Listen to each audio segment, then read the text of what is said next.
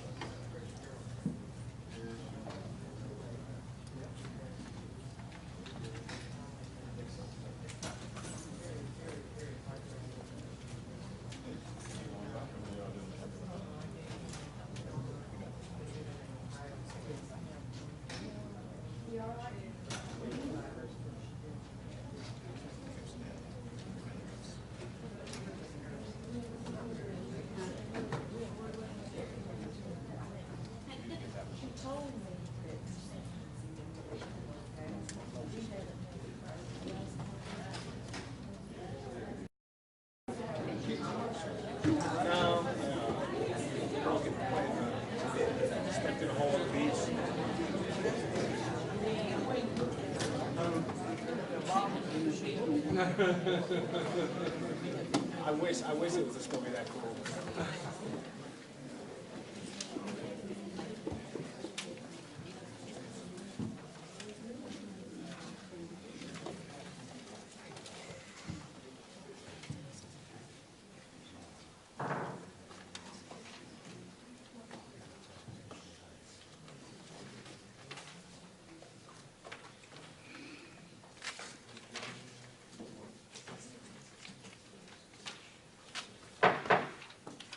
Entertain a motion to exit executive session. Madam Chair, make a motion that we come out of the session. If I can get a second. Thank you, Mr. Miller. Second. Thank you, Mr. Frick. There was no action taken during that executive session. Again, welcome. I'd like to see the, I'm sorry, those in favor of exiting executive session, please raise your right hand. Thank you. Thank you, Ms. Brown. Welcome again to the, I'm looking at the wrong agenda, the May 20th regularly called board meeting. We'll move on with the Pledge of Allegiance. Everyone stand for Pledge of Allegiance. I pledge allegiance to the flag of the United States of America and to the republic for which it stands, one nation, under God, indivisible, with liberty and justice for all. While you're standing, if you take a moment of silence and reflection.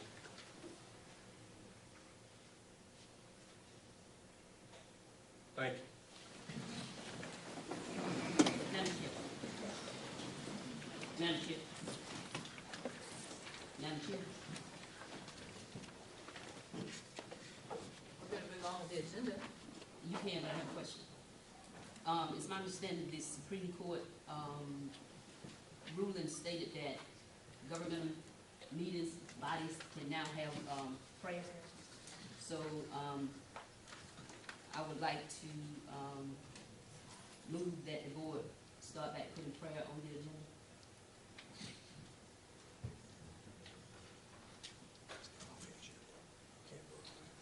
All right, thank you, Ms. McDaniel. We'll send that to the legal team to ensure that that's correct. I did read that as well.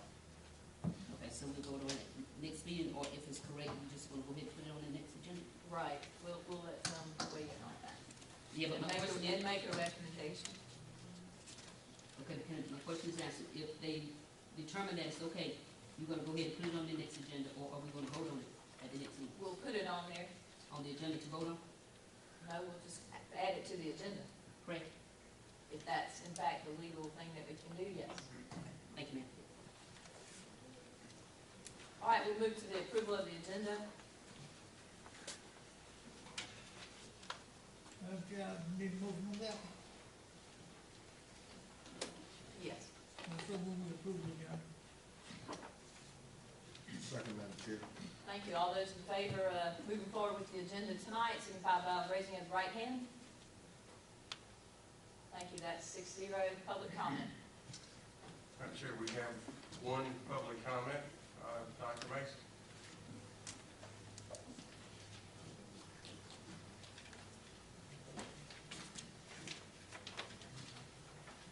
Wow, got a full house.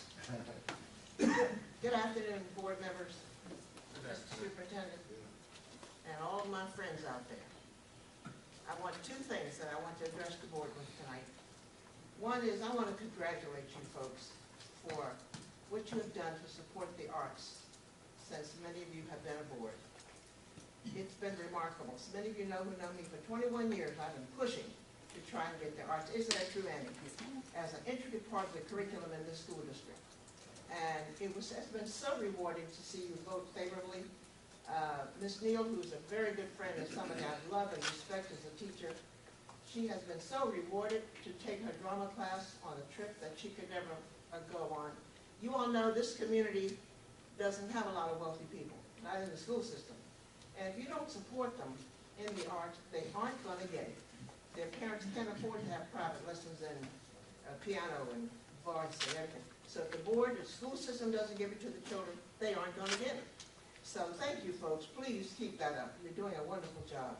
Now, the other people I want to thank are a few special administrators who recently agreed to perform. Did y'all hear me perform on the stage, including the superintendent, several of the principals, to do a waltz that I choreographed and a part of a musical at the high school. The children wrote the musical. All the language that was spoken, the children wrote it. They adapted it to music over the last 20 or 30 years. It was wonderful. And the only time we had to rehearse on the stage, one time, now listen to me carefully, my brother died and I had to be in Cleveland.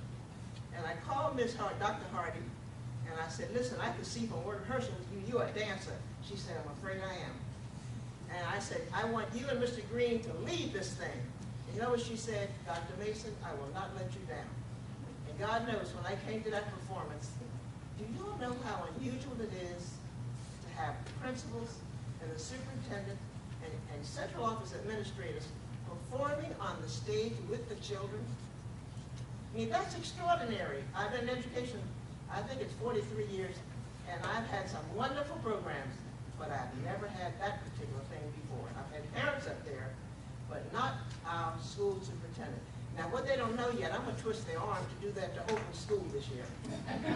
That same number, and you all will love it. And now, board members, I love y'all, but I'm disappointed. Only Mr. Hill was the only board member there, and Mr. Treat. But you come back in August, I believe it is, and you get a chance to see. Yes, madam? I believe we had a little program going on. Wasn't that the retirement? No. No. There's something? No. Now, On this device? well, that's all right, baby. We'll make sure you come next time.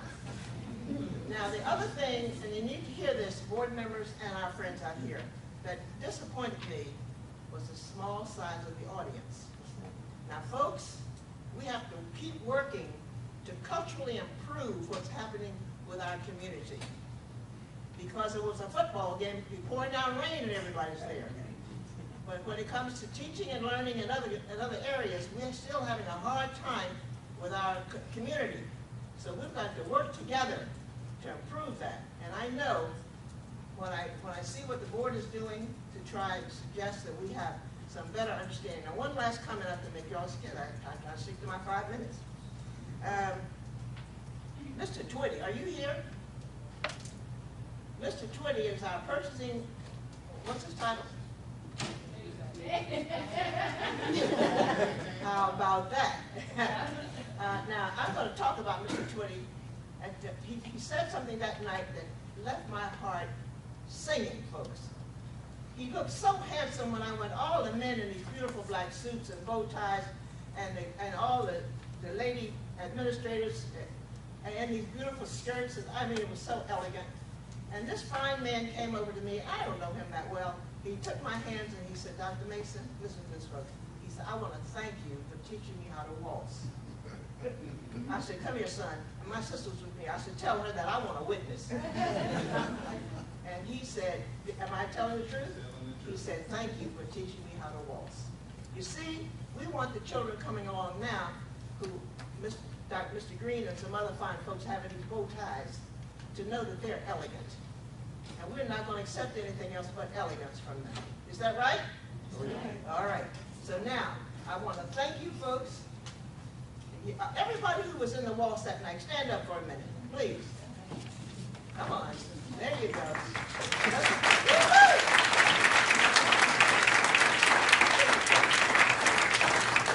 Mr. Green, you said you didn't dance. Not well. Not well. I'm not going to tell you what Mr. Miller said about Mr. Green. Tell it. Well, he at least tried. I didn't see it, but Tell it. Mr. I Green. give anybody an effort if they tried. There you go. That's right. That's you have to remember that. Mr. Miller said to me, now he is a fine educator, but he ain't no dancer. But I love him anyway. Thank you all.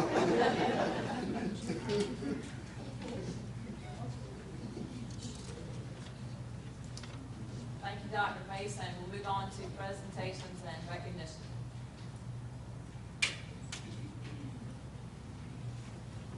I think first up we have the Fairfield County Sheriff's Office.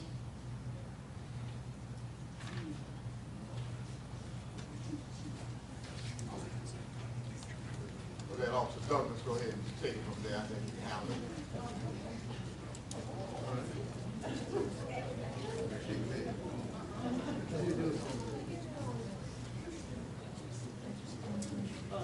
To the board and Mr. Green, I want to thank y'all first for your time. I know we've got a lot going on. We'll take this as important. My name is Brad Douglas. I'm a captain with the Fairfield County Sheriff's Office. This is Captain Dustin Pageant and Sergeant McDonald with our SRO program. Unfortunately, as everyone knows from seeing the news at least on a weekly basis, some tragic events occur in schools. It's unfortunate, but it happens, and we have to be prepared for it. We have to be prepared as a law enforcement agency, and we have to be prepared as a community, which we are. We have been working diligently for about the last year in updating our crisis response plans for the school district. In doing this, Marvin Miller has been integral in it. He has a little book here we got, and we'll be glad to give you all a presentation if you ever ask. It is outstanding. It's a protocol that we have that deals with every school building in this county, to include this one we're in right now. Very detail-oriented. Marvin's been working with us nonstop. The only problems I've had is I had to break him and Steve up a couple times for fighting. But he's very detail-oriented. He would produce plans for us, and we would go to him, and we would say, hey, can you make this change? And he was very gracious. Every time I go to his classroom over at the Fairfield Career and Technology Center, when his kids were in there, just couldn't get over how well his kids behaved and the interactions he had with his kids. So that's very impressive. I think that reflects well upon you and all of us. But anyway, we just wanted to recognize Marvin. He asked that we just take him to lunch. We figured that we give him a little plaque here. And this, of course, it just says in recognition of your dedication and outstanding service to the Fairfield County Sheriff's Office and helping to ensure the safety of our students and the staff in all the Fairfield County schools. 2014 Sheriff Herman Young. But Marvin, we appreciate everything you've done.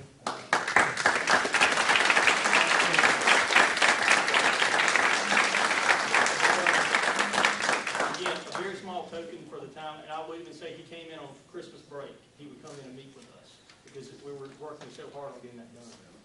And we want to recognize Mr. Corley. He facilitated a lot of this for us. Mr. Chris Dinkins, right here, the principal, thank you for allowing us to use them. It's a great collaborative effort. I think it just shows the community coming together to create a plan to be in place. God forbid if anything ever happens. Anyway, thank y'all for your time. And again, Marvin, thank you. We appreciate it.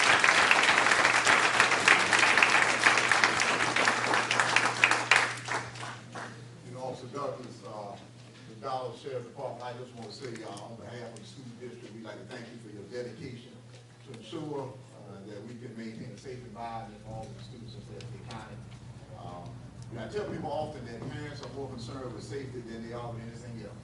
More concerned than they would be with curriculum or instruction or facilities or anything. They want to know that little Johnny's going to come home the same way you sent him to school. And we couldn't accomplish that without the assistance of the sheriff department. So we'd like to thank you. Let's give him a round of applause.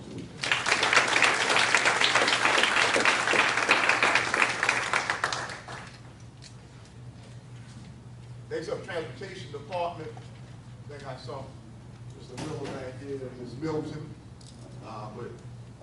Mr. Miller has the pleasure of recognizing our bus driver of the year. And so I'll let him take it from there. Thank you. All right, we appreciate the opportunity. I'd like to say good evening to our board chairman and all our members of the board. Good honor to you all and respect to you. We'd like to take this opportunity tonight to recognize our bus driver of the year, who is Mr. Sean Woodard. Mr. Sean Woodard is a bus driver who's been driving for at least 6 years now, and he's always punctual, very dependable, hard worker that we really depend on. He goes way beyond the call of duty every day. Some of you all probably remember his wife, Miss Sophia Dante Woodard, who was had an accident at the St. Crossroads some years ago, back in October 7, 2004, and she lost her life as a bus driver. But Sean, he kept on through that tragedy, and he raised 3 children, which his daughter is back there by herself, and his mother, and he continued to be a bus driver for Fairfield County School District every day. So we want to recognize Sean this afternoon as our bus driver of the year for 2013-14.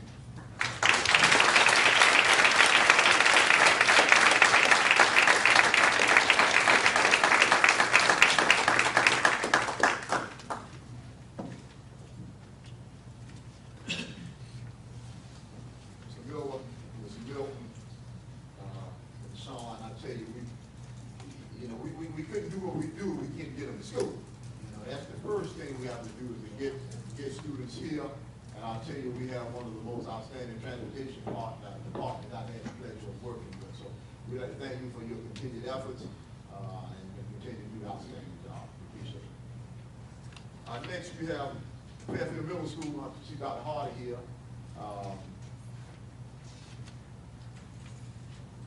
They don't have a lot listed here.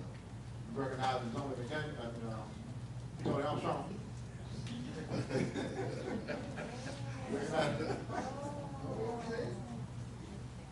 Good evening, ladies and gentlemen. My name is Tony Armstrong, and tonight, for all this week, we've been trying to do something and do it in a way that keep it a little secretive. But when you got somebody that just knows as our superintendent, it's a little hard to do that.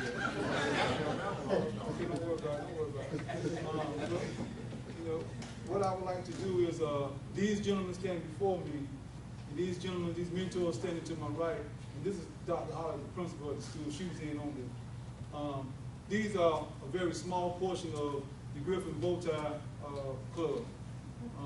We have been working together pretty much all year, doing different things, traveling across the state, pretty much exposing these young men to different attractions throughout the state with the help of our assistants. Mr. Kennedy, would you please join us, sir? Mr. Tweedy, sir? The whole idea was to enhance lives, to have an impact on somebody else, to give a little bit back. Every Tuesday and every Thursday, every second and fourth Tuesday of the month, we met with these young fellows over at the school. Dr. Holly and her staff was so gracious to set up a special room for us, really make us feel special. Just to have some impact on somebody. These gentlemen here have been instrumental in putting everything together and working with them, going on trips, gave up their Saturdays to go on trips with these young men. And it has been an awesome experience. To be honest with you, I have learned more than I think these guys have, but they probably won't tell you, but I really have. And to give you a little bit of the information about what the Bow Tie Club is built upon, I'm gonna have my assistant right here tell you all what we all about. Tell them about the 5 whales. Off our whales that we learned the most of well read, well spoken, well dressed, well traveled, and well done.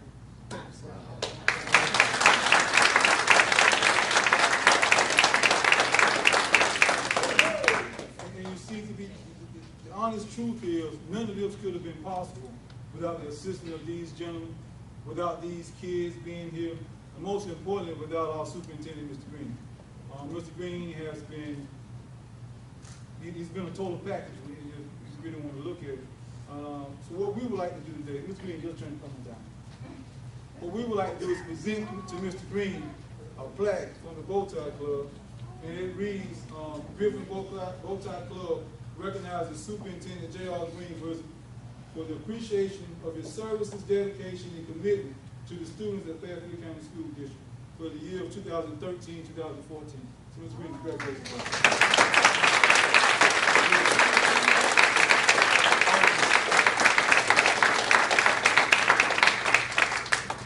Y'all got anything y'all want to say? I got one. The Bow Tie Club experiences more things than young man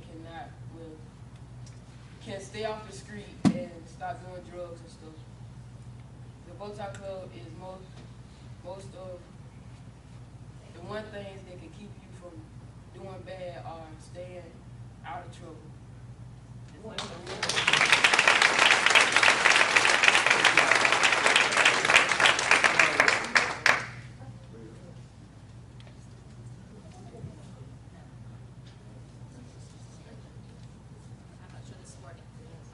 It is. Use the handheld. Use the handheld. Okay. Okay. These gentlemen are instrumental in making a difference in the lives of my young guys. I've seen the transformation firsthand, and I'm eternally grateful. I've seen the maturity, the growth, the determination, and there really is a strong alliance among all of them to hold each other accountable. And it's just a true blessing in our school, and I'm very grateful to all involved. Thank you.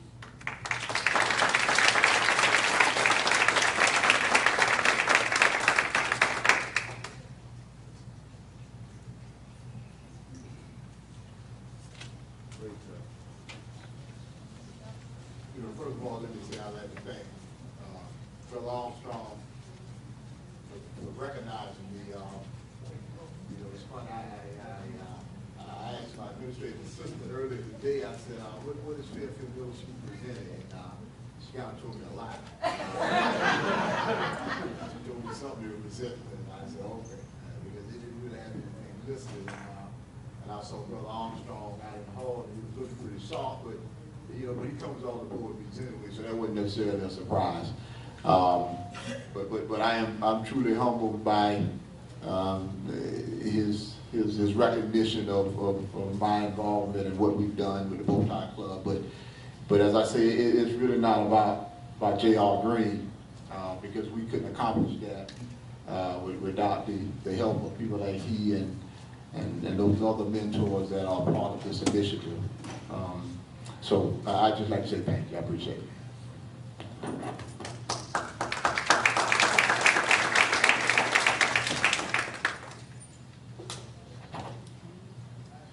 I think we have Ms. Whitfield, and we have a couple of students, some very talented, I think, 2 young ladies that we'll be recognizing with the help of Ms. Daly.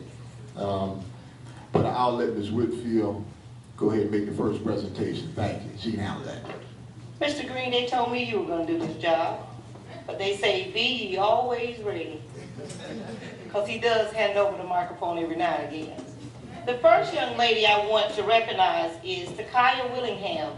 What you see here is a dress that Takaya created for our Beta Club, went to the Beta Club convention, but Takaya also wore this dress and rocking the runway that Miss Daly entered her in. She was one of 5 winners out of 50 entries at that contest. So, Takaya, we want to give you a certificate here to show you how much we appreciate you. Her dress is made out of woven magazine and old videotapes, those of us that are old enough to remember those. And that's what the bottom of the dress is made out of.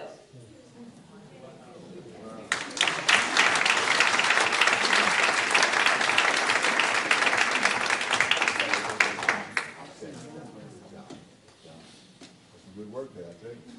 And Takaya is a sixth grader at the magnet school. As the days wind down, I'm getting sad because my sixth graders are getting ready to move on to Dr. Hardy.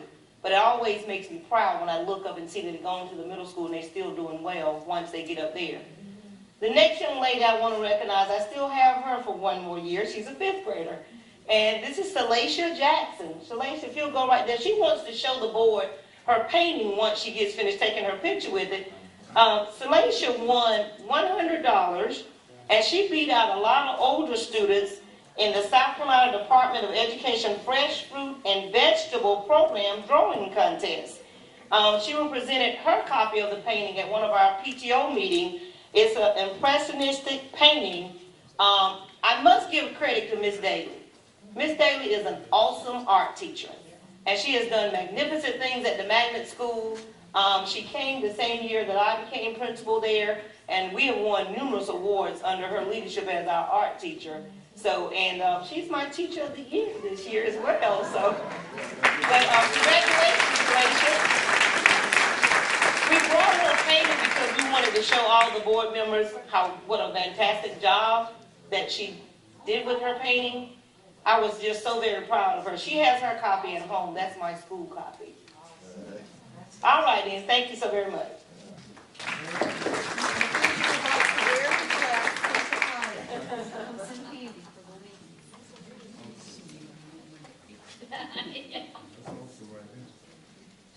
Don't think it fit us. You know, I tell you, I am always impressed with the talent that we have here at Fairfield County. And the magnet school really has done an outstanding job of really putting that talent on display. So we'd like to thank Ms. Daly. She does an excellent job. I tell you, my daughters really enjoyed you when they were there, and my baby girl still is enjoying you. So continue that outstanding work and really highlighting all of the outstanding things that our children are doing throughout this district. Thank you. We appreciate it.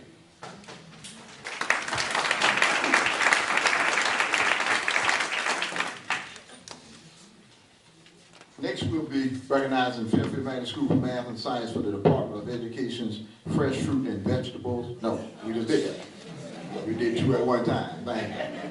Okay. Finally, the Fairfield Career Technology Center, FBLE National Competition. Mr. Dinkins is here with some members of his staff. And I see a couple of my winners in the background. So I'll let you take it from there, Mr. Dinkins. Thank you. Superintendent, Madam Chair, and board members, we actually have a few other organizations other than FBLA that we would like to recognize. You don't see us here before you too often throughout the school year because most of the competitions that we do are held late in the spring.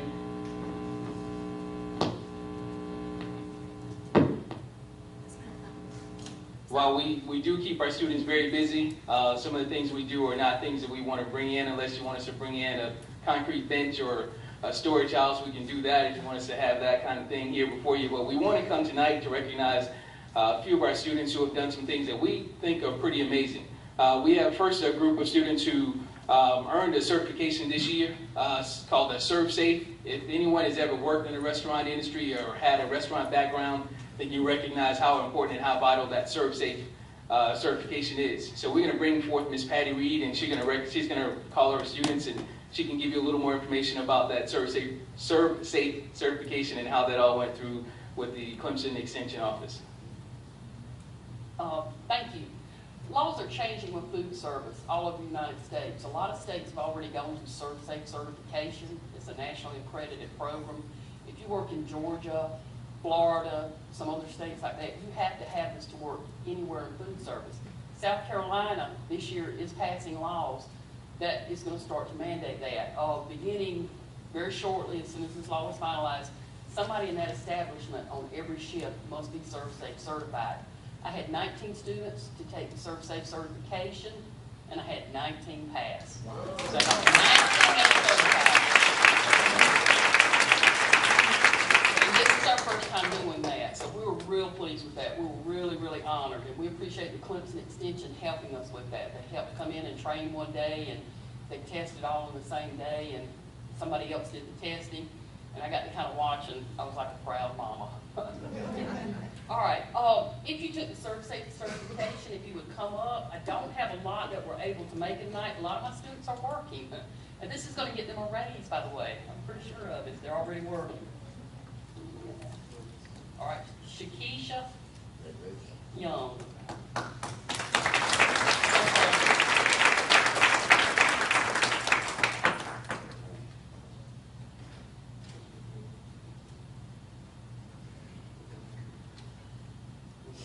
I've got your certifications to it.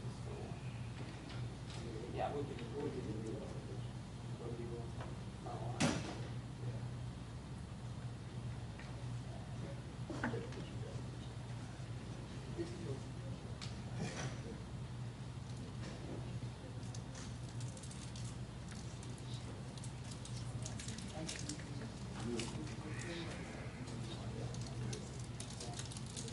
Let's give another round of applause.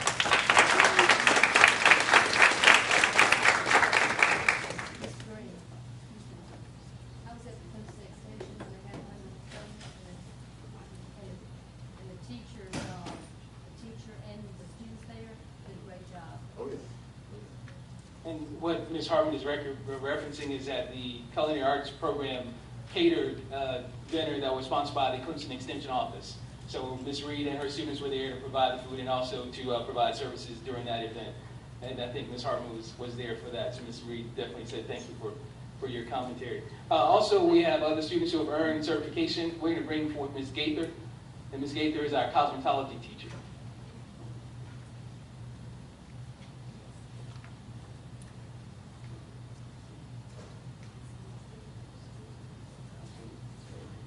Hello, I'm Verna Gaither, cosmetology teacher. It's an honor for me to recognize my student tonight, Kenyatta Adams. Please come forward. I've had her for the last 2 years, get her prepared for her cosmetology license. On a Monday, March the 31st, she went and took her cosmetology board exam, state board exam, passed. On Wednesday, we left for Greenville, and she placed 4th in the state at the skills competition. Wow. So it's truly an honor. I'm going to miss her at graduate, and she will have her license soon, and she can go straight into the workforce if she chooses. You do something right here.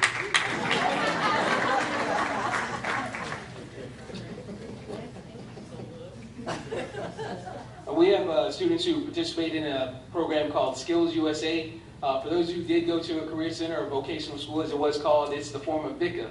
So if you competed in VICA, VICA is now Skills USA. So we have students who go to Greenville every year, and Skills has grown a lot, so much so that they are starting to add district competitions because they have so many schools that are trying to get to the state competition. So you have to win on your district level in some of the areas before you can move on to Greenville to compete. And in some cases, some programs don't have as many students competing, so they'll hold their district competition in Greenville. So it's kind of like NCAA, you start with a quarterfinal round and you move on and move on. So we have some teachers here who would like to represent their students. So we're going to start off with Mr. Costume-Bader. Heath Costume-Bader is our auto collision repair teacher.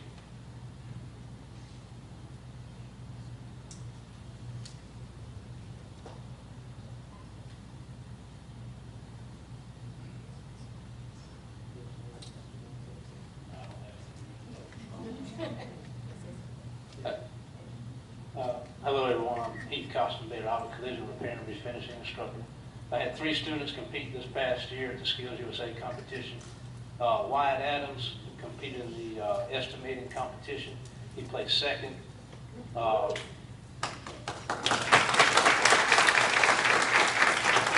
Ronald Farrell competed in the auto collision repair competition.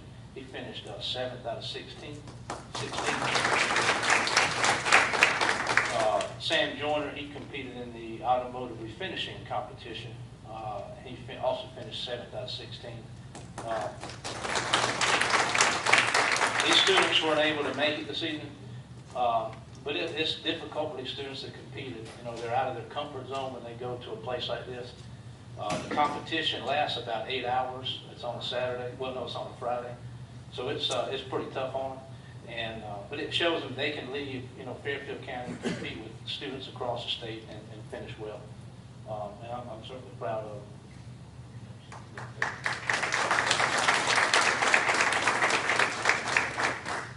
And next we have our students. We're recognizing students who competed on the welding.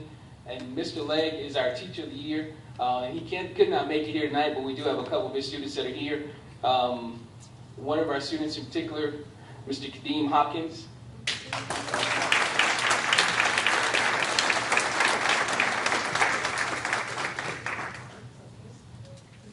And I want to say this, Kadeem, he doesn't even know it yet, but Kadeem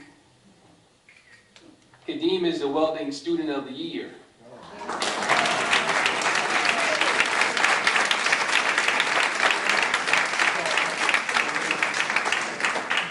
So, and Kadeem has been in the welding program. This is your fourth year in welding, so we look forward to Kadeem being able to do some great things. He's got some interest in welding careers, and just a couple of weeks ago was able to go to the underwater welding school in Charleston to investigate that as a career option. So we definitely looking forward to all that is on the path for Kadeem.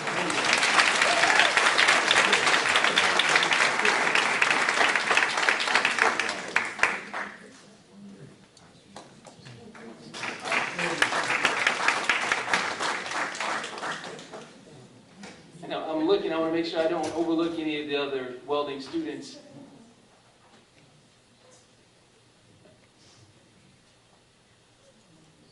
And Mr. Boyd was here. Mr. Boyd teaches carpentry and HVAC, excuse me, but he had to leave. Unfortunately, he wasn't able to stay, and he wanted to present his student, Deshandra Young.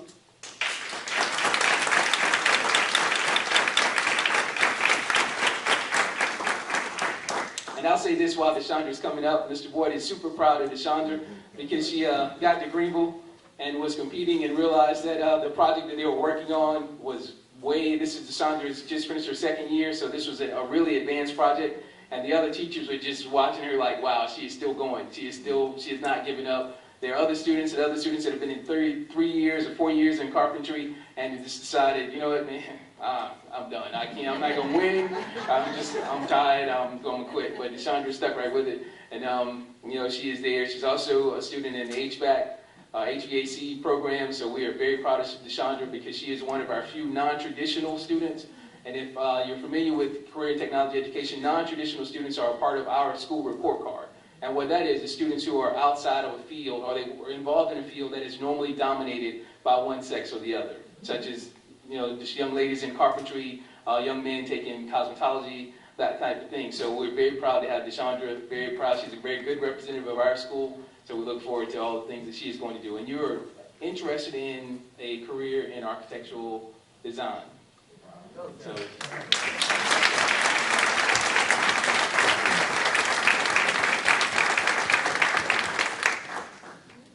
and he's not here, but we do want to recognize Chad Cooper, who represented the automotive technology repair program at Skills.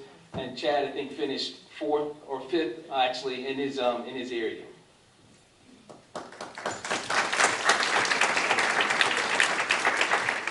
Did Mr. Miller leave? He ran. Mr. Miller actually had 2 competitions that he participates in. One is called the Phoenix Challenge. It's an international competition hosted in Charlotte every year, and it's on the piece of equipment they call Flexo. He had 2 students, a team of students who went and participated, Trenton Boyd and Alexis Haney, and those students actually finished 4th at the international challenge, which Marvin was a little disappointed in that placement because he recognizes that they could have done a lot better. They've done a lot better in the classroom.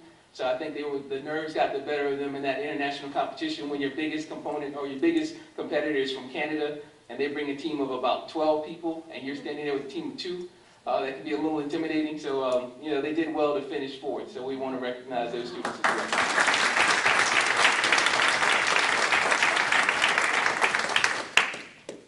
And we are saving our FBLA for last because there are some great things coming from FBLA and their competition is competition season is not over yet. So we're going to bring Miss Yolanda Singleton to come and recognize her students who competed in FBLA.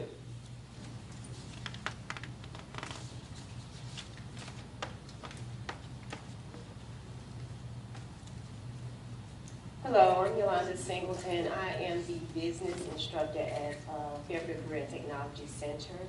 And I'm delighted to talk about and recognize all of my FBLA students.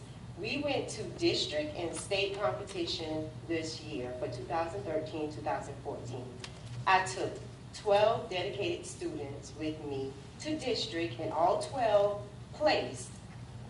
Then we went to state, and of the 12 that placed in district competed in state, and of the 12, all 10 of the 12 placed in state, where 5 of the 10 placed in national.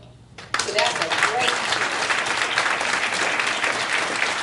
And I will add, this is my first year having students who actually will be going to national. I had 2 students who actually placed before, and we weren't able to go to nationals, but because of my great boss, he has afforded us the opportunity this year to go to nationals. So I am very pleased and excited about that.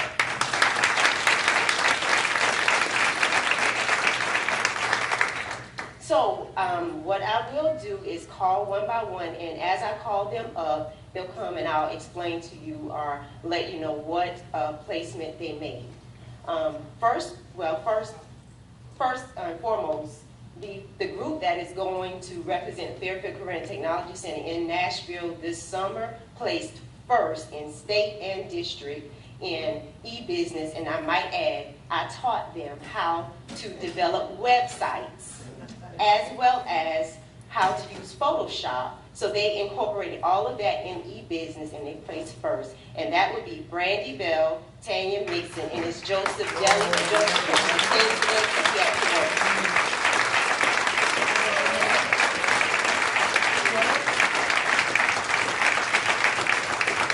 And they'll be going to represent Fairfield nationally. So they placed first in the state.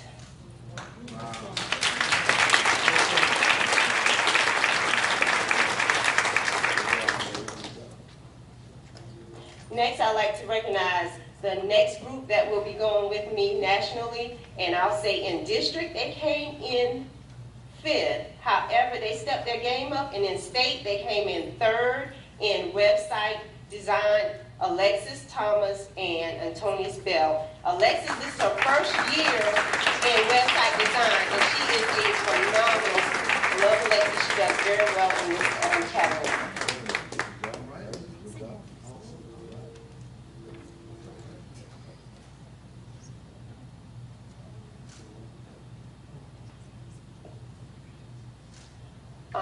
I also would like to say Justin Hill, he placed state as well, 4th in his category, which was future business leader, but Justin couldn't attend, he had to work today. My next person would be Jeremy Deli. He placed in district, however, he did not place in state, but he did a very good job anyway, and he wasn't able to attend today. Darius Williams was another student who placed in district. They were in a group competition, but Darius wasn't able to attend either. Okay, I have a few more that aren't here.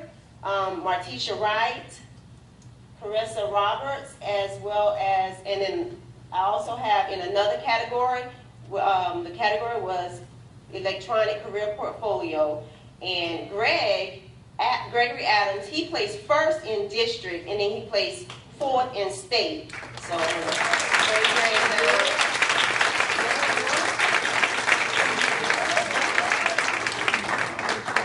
All right. And in that same competition was Shakisha Young, and she placed 5th in district as well as state.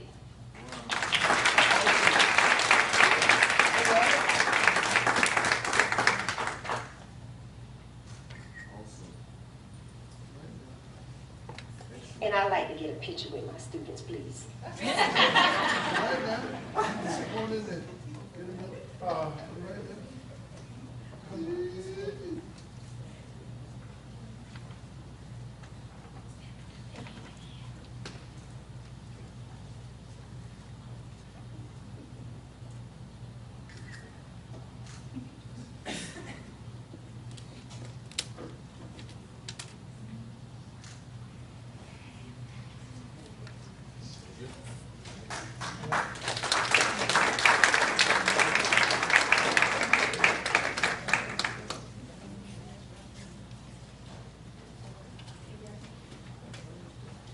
Let me say we'd like to thank Mr. Dinkins and his staff for their commitment to ensuring that these students have an opportunity to participate in these competitions.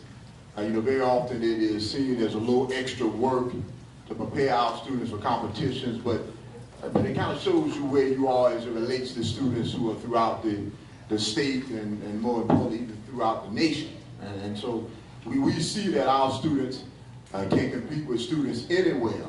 Very often people have seen in the past career in technology as the place for non-academics. But I want you to know that you have some of the top students in Fairfield County who are part of the Career Center. And that is a dynamic that we are surely changing.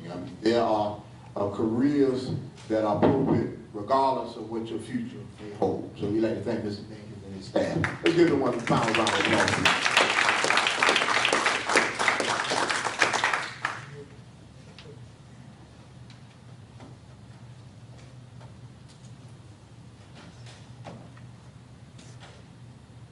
Congratulations to all the students and staff and of course their parents, Mr. Campbell. You want us to make sure to recognize those folks that have taken off, but they certainly are instrumental in their children's education. You should hear that this week, because now I want to let you know that one of our students from the high school, I can't call the name now, but one of them won $1,000 scholarships to my sorority.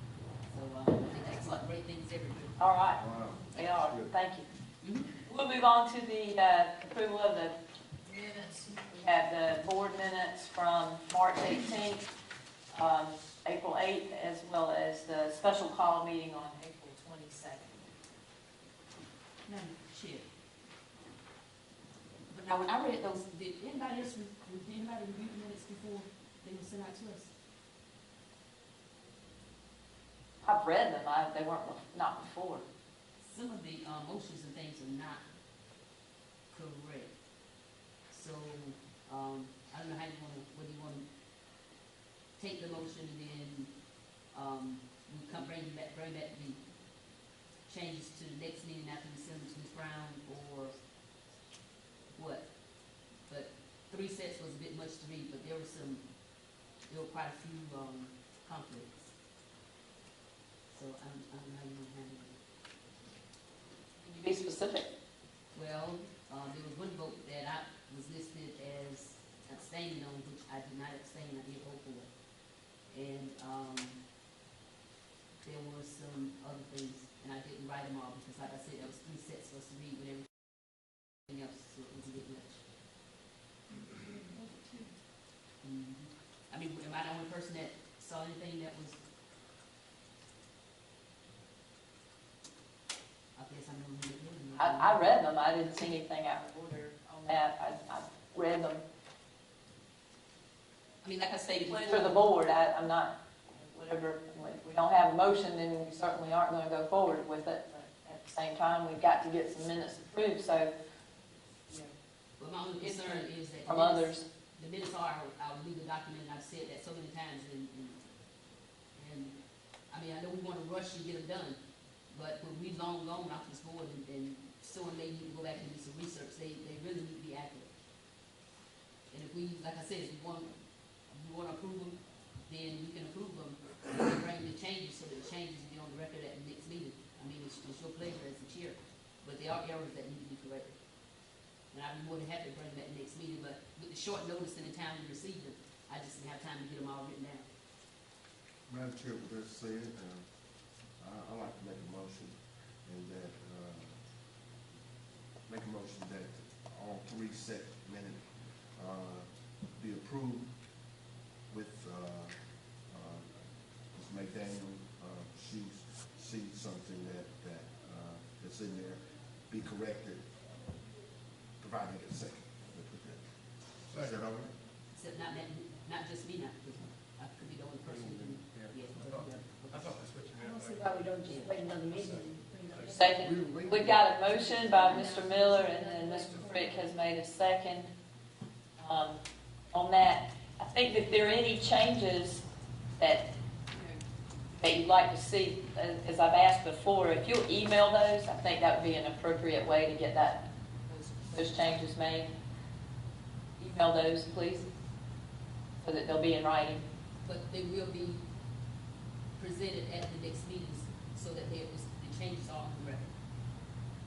We can review them, we gotta see what the changes are. Right. And then, the ones that are set. right, and then we can go forward with that, yes. So you want them to go with Ms. Brown, then Ms. Brown will go back and research and make the appropriate changes. Right. And then implement. Yeah. So, and those need to go in writing, please, by email. All right, we have a motion and a second. I think we discussed. The motion was to approve all 3 sets. All those in favor of the motion to approve 3 sets of minutes to include March 18th, April 8th, and April 22nd, please signify by the raising of the right hand. Got 4 opposed? 1, 2. Thank you.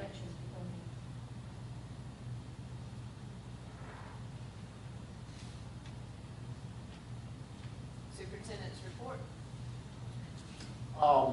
Madam Chair, members of the board, first of all, let me recognize Jada Martin, who was the WLTX Player of the Year.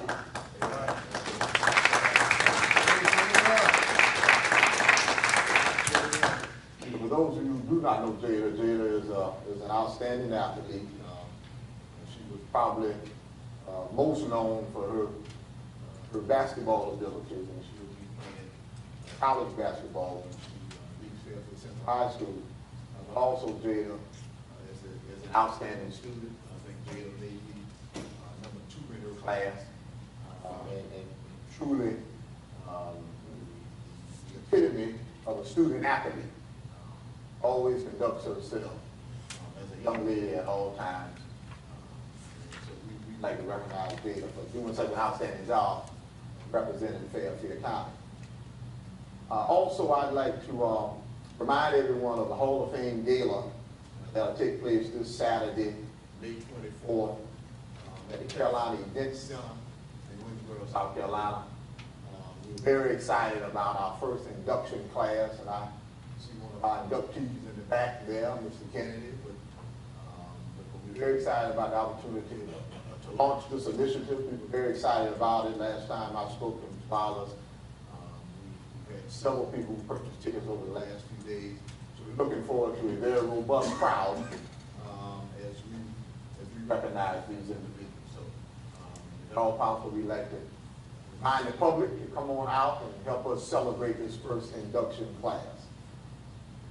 I'd like to make a comment about the Bow Tie Club. I tell you, I was surprised by Brother Armstrong recognition of me today as it relates to my involvement with the Bow Tie Club. For those of you who do not know, I completed my dissertation probably about a month ago. So I'll be hopefully defending my dissertation very, very shortly. But more specifically, my dissertation was on African American males. There's a lot of research that I have been engaged in over the last several years that really speaks to some of the challenges that males in general experience in our K-12 institutions. And one thing that I found interesting is that when we were in Charleston, the Bow Tie Club did take a trip to Charleston on the 26th. One of the tour guides spoke to the ratio of young men to young women at the College of Charleston. And I think he said that we had about 7 girls to every boy at College of Charleston, and the young men got very excited about it. Man, I want to go to college now, Mr. Green. I don't care why you want to go, as long as you want to go. But I say that to say, if we look at the national trends, we have to do a much better job of getting our young men to excel at the highest level. Quite frankly, the young men are outdoing, probably the young ladies are outdoing the young men. I took a picture with the Beta Club at the high school. I participated in their induction ceremony. We took a picture after the ceremony. And what was so very evident as I stood with all the seniors who were part of the Beta Club at the high school, that it was dominated by young ladies. And as a matter of fact, when I first walked up to take the picture, I said, well, we short of guys. We got to get more guys here. And not that they aren't, guys who would qualify for the Beta Club, because we do have guys who are doing well. But the reality is, our young men need some additional support. And so that's why I remain steadfast in my commitment to provide support to our young men. And so people may question that, but I want to remind anyone who questions that my definition of fairness is not necessarily that every dollar I give to the Bow Tie Club, I give $1 to the Beta Club, I give $1 to the Interact Club, or $1 to the French Club. And my goal is to do what I think is adequate. And the reality is that we need to commit greater resources to students that are experiencing the greatest challenges, and not necessarily worry about giving the same thing to everyone, because everyone doesn't necessarily need the same thing. So, I just wanted to clarify why I am, I think it was described as intimately involved with the Bow Tie Club. And I am intimately involved with the Bow Tie Club. I plan to continue to stay intimately involved with the Bow Tie Club. And quite frankly, I would think that the members of this community, the school board, the parents, the students, would all celebrate a superintendent that seeks to be intimately involved with our students. And I'm going to finish with something that a teacher wrote me as it relates to the Bow Tie Club. And she said, Mr. Green, as a teacher of students with special needs at Fairfield Middle School, I would like to thank you for your role in organizing the Bow Tie Club. I have 4 of 8 young men participating in this club, and I see the positive impact it has had on them. Some things we take for granted mean so much to others. For some of the young men, it was the first time they had ever had the opportunity to change their dress, not to mention being able to wear bow ties. Some of them were given the opportunity to leave Winsboro for the first time. In addition to the social factors, the students were given the opportunity to learn of people who have paved the way for people of all ages to model their lives. They've had the opportunity to talk, mingle, and socialize with many hometown guys who are interested in helping them make the right decisions and grow up to be productive citizens. To me, it is wonderful to see the school superintendent take the time to personally get involved with all students, not just the elite ones. Because of this club, my students feel they are a part of and not a part from the general population of Fairfield Middle School. When I asked my students about the club, one told me he had improved his self-concept because he was allowed to dress up and feel good about himself. Another said he was able to go places and see things he normally would not be able to go and see. Thank you for your positive time and positive influence on my students. We appreciate you and the Bow Tie Club. And I read that not to glorify myself, but to justify the impact that this initiative is having on the lives of young men in Fairfield County. And I appreciate those that are supportive of my efforts to try and be a positive influence in the lives of our young men. Thank you. Madam Chair, if Mr. Green was referring to any comments that I made regarding the Bow Tie Club, want to be crystal clear. Because as long as I've been on this board, I think everybody who knows me knows that I've always been an advocate for our children. But I'm also an advocate for fairness. Now, by whose ever definition, my definition is that what you do for one, you do for all.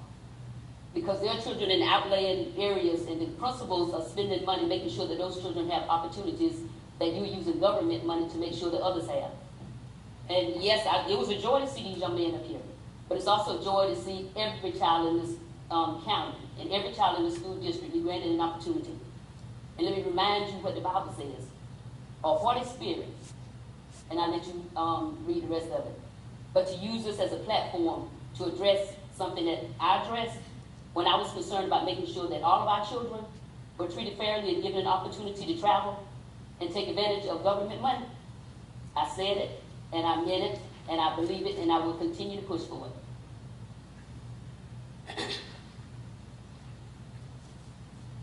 Madam Chair, can we move on? Madam Chair, I got one question to ask. It's a young man right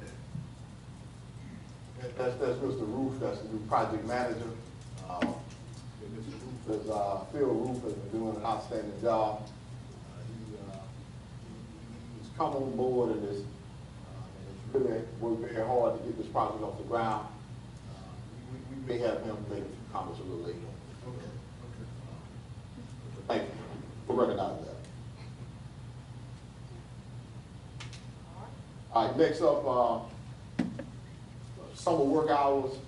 I would like to recommend that the board approve the district summer work hours from 7 to 5:30 Monday through Thursday, beginning on Monday, June 16th, and concluding on Thursday, July 31st, 2014.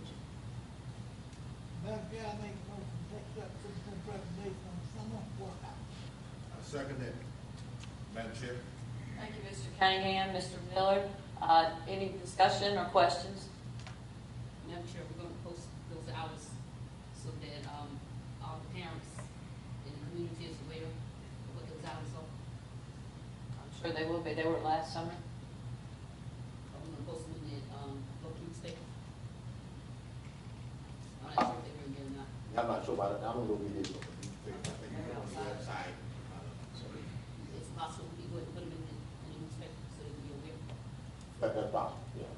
Thank you, sir. The summer work hours, is that during does that take anybody into overtime period?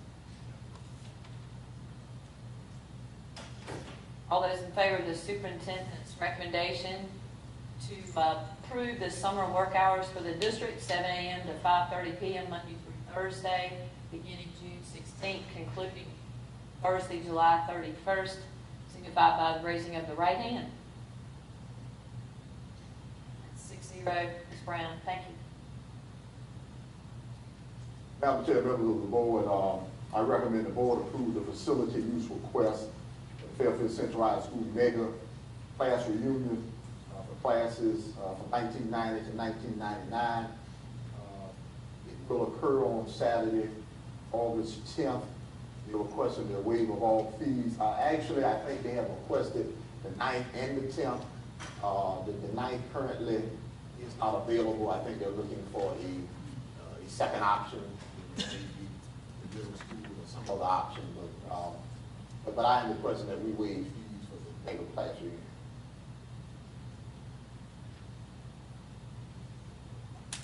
Madam Chair. Yes, sir. Motion that we accept the superintendent's recommendation for the 1990 through 1999 class, what you said? Yes, sir. Recommend second. Second. Thank you, Mr. Miller. Ms. McDaniel, discussion or questions?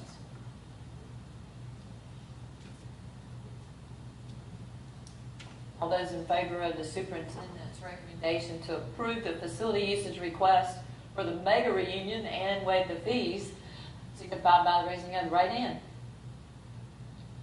6-0, Ms. Brown. Thank you. And I just finally, just read, just for your information, I will be traveling to the Innovative Ideas Conference in June in Myrtle Beach. dates are from Sunday, that Father's Day, Sunday to Wednesday. And this is a professional development opportunity for administrators throughout the state and some of the regions. Thank you. And given that, we'll discuss under the board chair report, moving up the June meeting. But for now, we'll move to curriculum instruction. Good afternoon, Madam Chair, Superintendent Green. Madam Chair, I'm sorry. I apologize. I was thinking we had to vote on that because you had it on the agenda, but I did have one question for Mr. on the travel. If you can tell us who's presenting this, and it says innovative, which I assume that means that we'll be learning some things that you can bring back and implement in the district. I hope so. Give us just I know a lot. more information as to what it's about. I'm quite sure I remember that. I mean, can you just tell us a little bit more about what? Oh, no, I don't know off the top of my head. So they Oh. kind of just took a glimpse of the agenda. But yeah, it's jam-packed over 3 days. Oh, Yes, yes, yes. That's the SCASA Leadership Conference that's held yearly for the administrators throughout. Yeah, they changed the name. Okay. That's All right. like the ed leader stuff. Oh, okay. Thanks. Moving forward with the first item under CNI, the district and school renewal plan update. Each year, we bring forth to you our annual update for the district and school renewal plan update. And this update consists of, we went ahead and updated or refined our performance and interim goals to reflect our data from the 2012-13 school year. And we also, as you all may be aware, that the state has elected to end HSAP for this summer. Summer 2014 will be the last year of administration of the HSAP. So that change has also been included in this update. And based upon state law, our annual update must come before you for an annual approval. So tonight we bring forth to you our 2014-15 district strategic plan along with our school renewal plans for all of our schools. And again, this represents a update.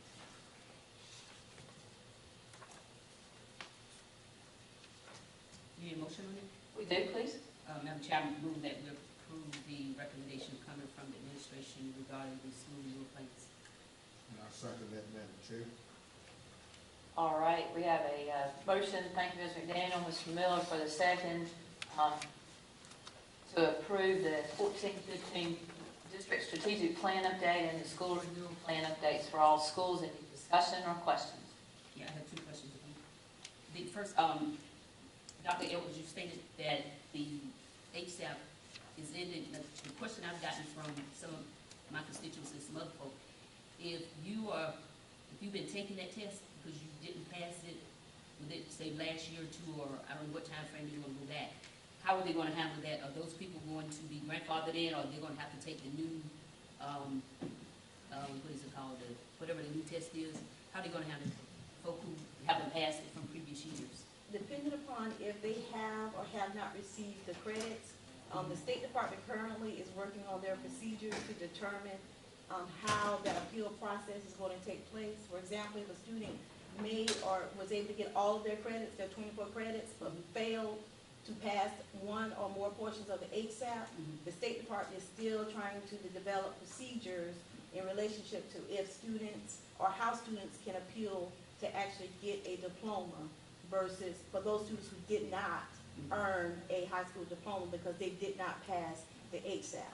But the state has put in place by the end of this calendar year, I think it's around December, that is the deadline in which students who fail to earn a diploma will have until December of this year to appeal to the local school board. Okay, and are they replacing it with the workforce work, whatever? Yes, yes. So have we already been? Not yet, but what the legislation is now currently saying is that those students, the HSAP is thrown out of the window, and at this particular time, it appears that the work keys assessment will be utilized as an assessment given in 11th grade, along with another assessment. That other assessment hasn't been determined as of yet. And then if they don't pass the work keys, then it'll be the same consequences as it was with the HSAP? again, that determination hasn't been made because the HSAT was used as an exit exam, whereas the work keys is going to be utilized as a college readiness assessment. So they're two totally different things. At this point, there is no test, or will not be a test in the future to determine if in fact a child, there's no exit exam, there's not a replacement for HSAT at this particular point. But again, the legislature and all things, all powers that be are all still collaborating and talking. So again, what I tell you today could easily change within the next couple of days.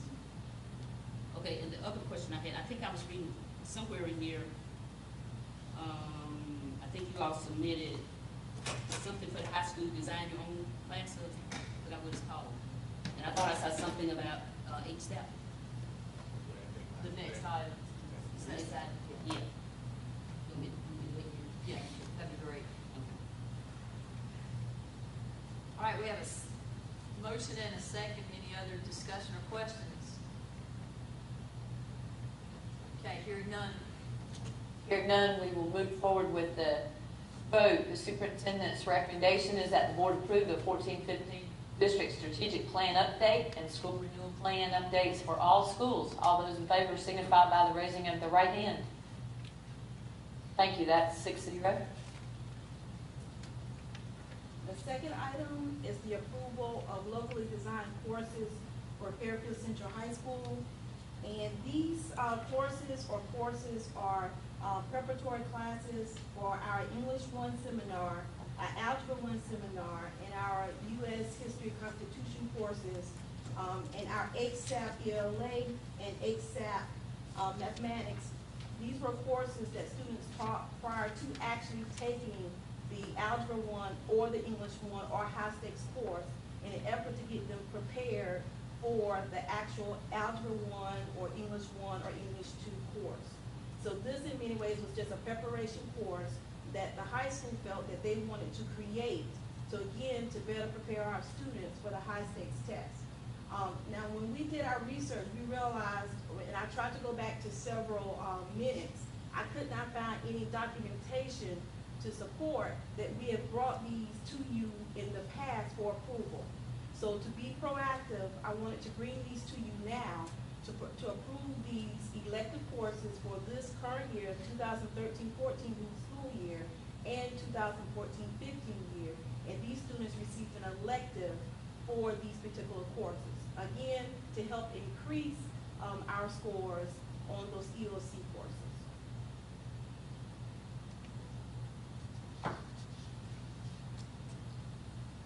Okay. Entertain a motion to accept that recommendation. Madam Chair, I make a motion that we accept the superintendent's recommendation of these courses provided in the second. Second. Thank you, Mr. Miller. Thank you, Mr. Frick, for the second. Questions or discussion? Yeah, Madam Chair, that's what I was asking. We're using the term in the seminar, HSAP. Is that now going to be misleading since we don't use HSAP anymore? Actually, Ms. McDaniel, in the documentation that I provided in the board doc documentation, if you scan down to the, I think it's about the third or fourth document, you'll see where we inserted test name to be determined. Because again, after this summer 2014, there will be no HSAP courses or the term HSAP being utilized. So again, to be proactive, we went ahead and just included that because again, we don't know what will take place going into or concluding of the General Assembly.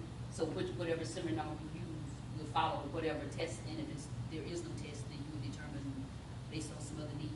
Correct. Now, my only concern with the seminar is when we were doing those before, on the previous superintendent, there was a lot of conversation from the students that the teachers were not really teaching in those seminars what the students needed to help in.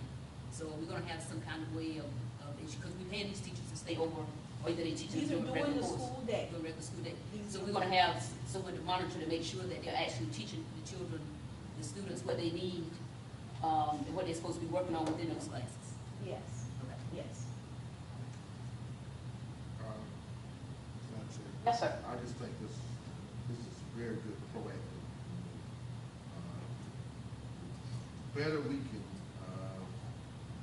I guess, educate our kids, but prepare them, especially for these tests.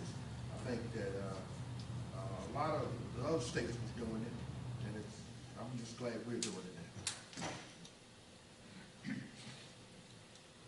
Thank you. Any further questions or discussion? Those in favor of the superintendent's recommendation that the board approve the locally designed courses for 13-14 and 14-15 school years, please signify by raising of the right hand. Thank you, that's 6-0. Now, can you clarify something also? Now, when we were told that the board was not voting on curriculum, and that belonged to administration.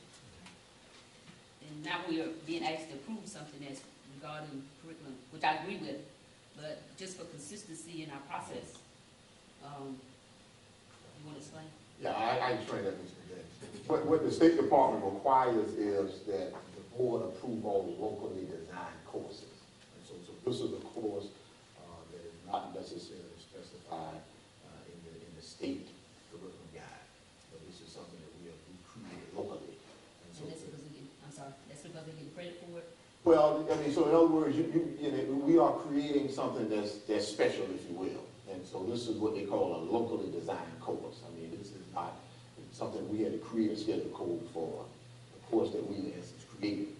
Now, there are other districts that have done the same thing, but the State Department says that for all locally designed courses, the school board has to approve them and give a basis of those locally designed courses. So they look at those courses differently than if I said we were going to add discrete math, or we were going to add trigonometry or something of that nature. So a locally designed course is something different than, say, creative writing or English or math or biology. Yeah. Okay, because when we did it before, like that was, the board didn't approve it, did they? The seminars that were. Honestly, and Ms. McDaniel, I guess you and I are one of the few that have been here kind of historically. I could not find a record in the minutes. And I did not want to search through a ton of bindings. So again, I just wanted to go ahead and do this so that we are in fact are in compliance with state regulations. And then just add a little insight to that. I mean, there was some discrepancy about what the requirement was. I mean, there were some people who said once it's been approved, then it's approved. There was some guidance that said, no, you need to approve it every year. So there is still some discrepancy about what the actual regs say or what the regs have said in the past. But I think Dr. Edwards is doing what most districts are doing now, is to say, not to argue about that, let's just go ahead and approve it.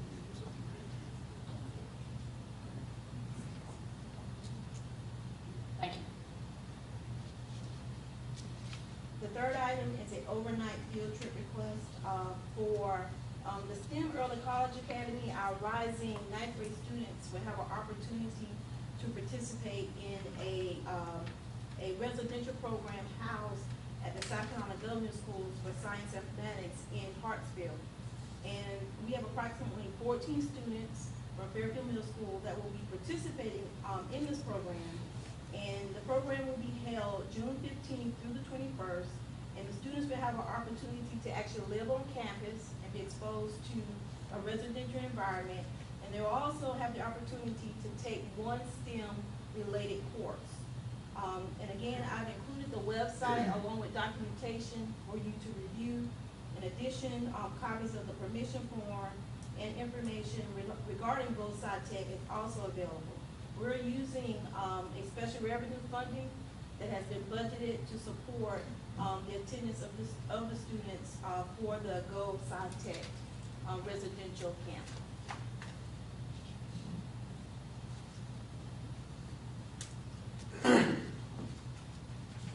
Sir, we'll entertain a motion.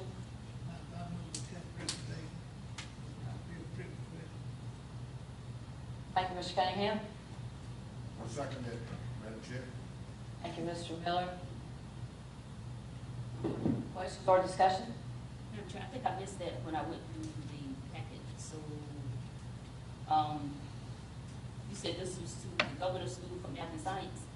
Yes, it's a residential camp for students that actually, students across the state actually have this opportunity to participate in this field experience. What grade is it? These are for our current 8th grade STEM Early College Academy students. You're saying the ones that are stepping up to 9th Correct. This is not a program for them to try to steal at you? Don't worry, they won't. We're holding them by their feet.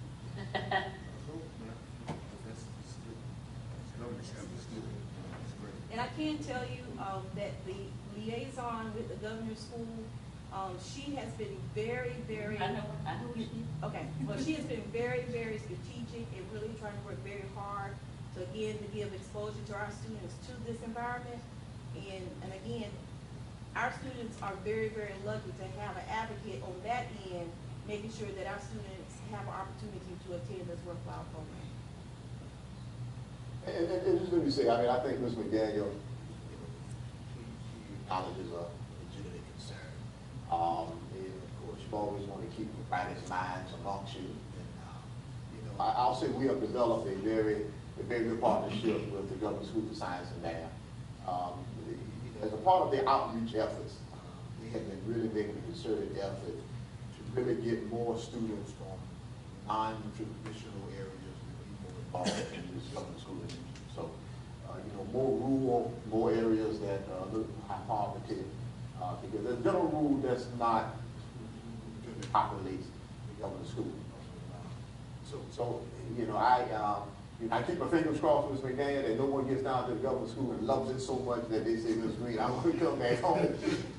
But at the same time, I don't want to restrict them from what is an outstanding opportunity. But I'm with you. I have also, say, wow, I mean, you can fall in love with some of these kids. I just hope they don't fall in love with you. And it's still the application process for them to get into the. Oh, yeah. All right. Any other questions? We have a motion and a second to accept the superintendent's recommendation that the board approve the residential field experience to Hartsville, South Carolina for 8th grade students, members of the Early College Academy. All those in favor signify by raising the right hand. Thank you. That's 6-0. Good evening.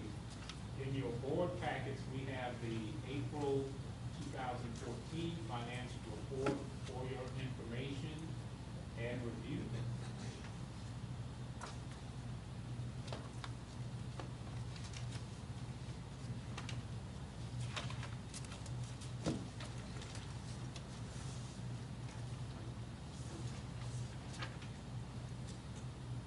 Any questions or discussion? Thank you, Ms. Ross. The second item that we have this evening is the second reading of the 2014-15 budget. And the superintendent is recommending board approval of the second reading of the fiscal year 14-15 budget in the amount of $35,548,351. There are budget reports attached for your review, detailed reports of revenues and expenditures by location and object group. Just to quickly review some of the highlights, there's been no changes to the budget since the first reading. The total is still the same. And overall, the revenue is increasing by about $1.2 million. That's primarily due to a proposed increase in the tax base. There is no proposed millage increase, so we're proposing a millage of 203.1 mils, which is the millage currently. Also, the expenditures are increasing primarily due to increased salaries and benefits. And the reasons for that is that we are proposing a step increase and a slight increase to the salary scale for teachers and non-teaching personnel. And also, there will be increase in our benefits costs for our health insurance by about 5%, and also our retirement by about 1%. And that makes up about $1 million of the $1.2 million in expenditures.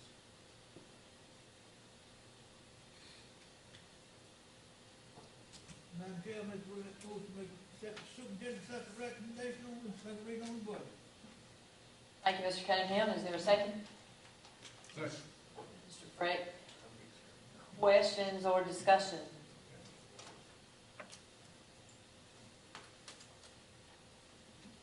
I requested a list of the names and titles of the people that, the employees that frozen as far as their salaries? Will you be able to get a copy of those? Ms. Hartman, I didn't receive that email about 5:45.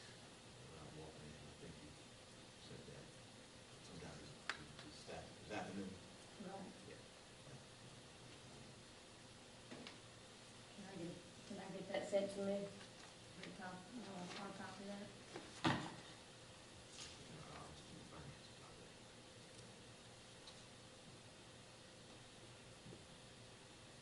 So you made reference to, the village would not go up as far as I understand there's two different types of millage. The millage base from 2014 versus 2015. And then you also had the debt balance millage between 14 and 15. Can you tell me? I requested that last time also. You requested, can you repeat that? Will there be an increase between the 2014, what was the millage last year, 2014, and what is it going to be 2015? The operations were 203.1. We're proposing 203.1 again next year. The debt millage last year was 32 mills, and right now, and this is not final, but I think it may be around 32 mills again next year.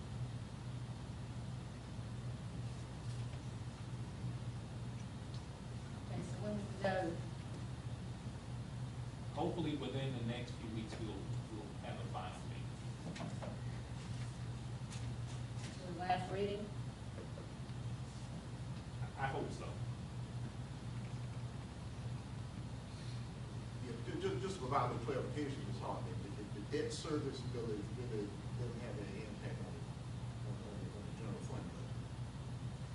So what you asking about with the debt service? what I'm looking at is if any taxes are going up at all, and if the taxes are going up, we can adjust that in any way. What we saved this year and last year, the $1.5 million to go toward that, so the taxes will not go up on any way.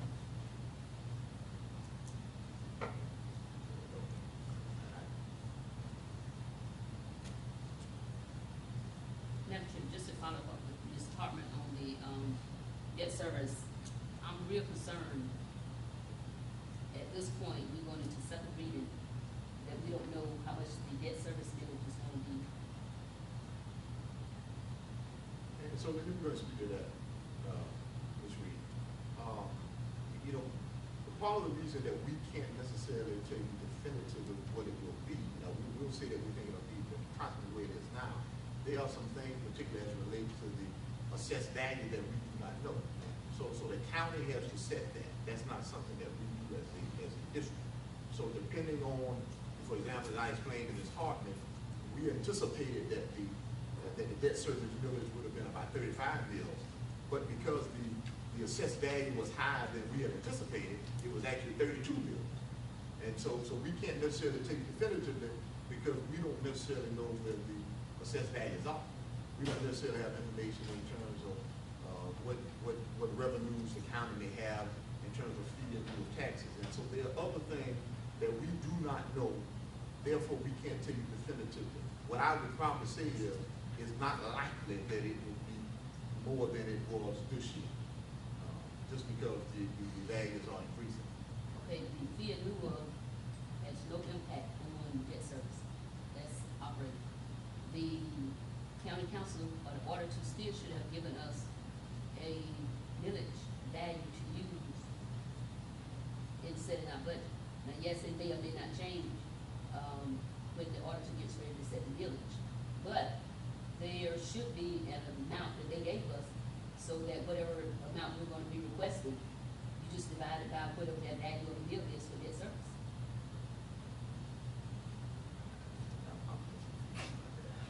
And I expect it to be what Mr. Robinson should have. Well, the debt service millage assessed value is different from operational assessed value. Because with the operational values, we don't issue millage on residential properties. So they're two different numbers that we're dealing with. And I understand understand that clearly. My question was, the auditor or county council give you a value of a meal for debt service, just like they give you one for operating. Well, I guess, okay, let's make the question real easy. How much are we expecting to bring in for debt service? What's the total amount of money that we are going to be asking county council to collect for us for debt service? And I think that's probably the key here.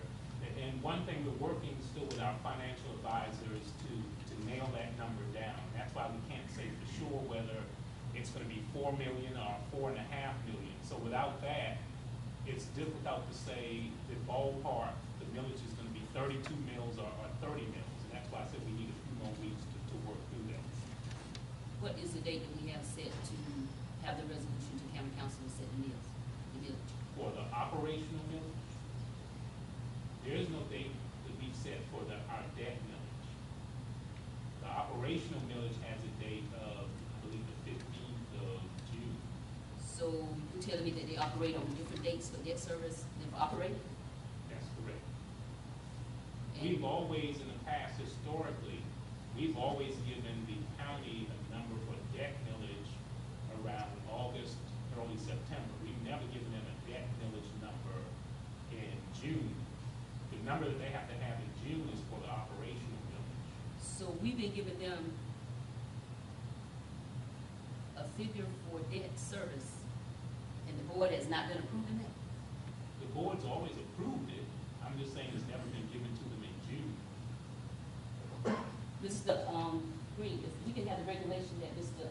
Robinson is operating on, that we give that information to county council in August, because I was of the understanding that we give them both at the same time. And I could be wrong, and I don't mind being wrong, but I would just like to see regulation that he's using for his guidance. We'll investigate that.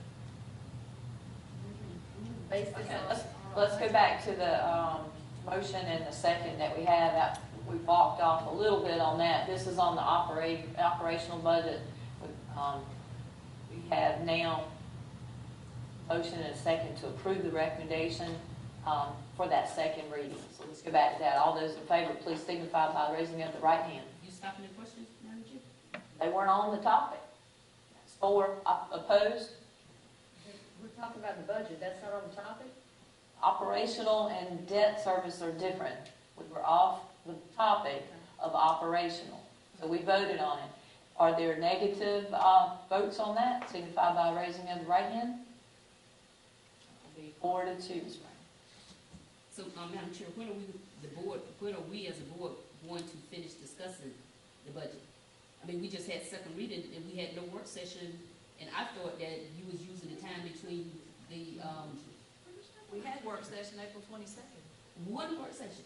That's it. We don't need more. What else is there? Well, y'all probably don't need more. beat it up. Y'all may not need more, but if you have at least one board member who have questions, then that board member should be allowed to have those questions answered. Have you submitted those questions? Have you requested that I submit any I questions? did, actually. Last time I said anything needs to come through me and to an email. I had gotten any emails. Madam Chair, the process is that we have work sessions to talk about the budget and have the questions answered regarding the budget. And we've had one. I asked that debt service last time. Nothing's changed. There's nothing else to talk about. There may not be anything else for you to talk about, Madam Chair, but if they're board members, I mean, we are elected officials and we represent our constituents and we represent ourselves, and if we have questions, then I think it's really, really awful for you as a chair to stop board members from having an opportunity to ask those questions. Ask them, send them by email, I've asked for that, and they seem to and come why up would at we the ask inopportune time of when we're trying to vote on the operational budget. So that's what we've done, we've moved on, there was a vote, it was 4 to 2, you voted against it, When we've Ms. moved Hartman on. asked the question about the fund balance, she was talking about the operational budget and using some of that money to help defray the millage, so the millage would not be as high. That was still budget related. Okay, well, we've moved on. The vote was 4 to 2 for the second reading. We'll now move on to the GMP. I just want the record to reflect that the chair is running this board meeting so that board members do not have the opportunity to ask their questions, because we're not part of whatever conversation that's being held before the meeting. Madam Chair, we have any presentation to go with that? Okay.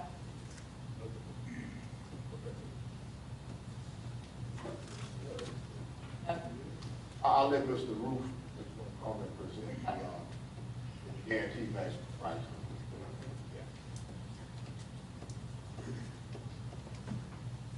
Thank you, I appreciate y'all letting me speak to you tonight. First of all, thank you. I want to thank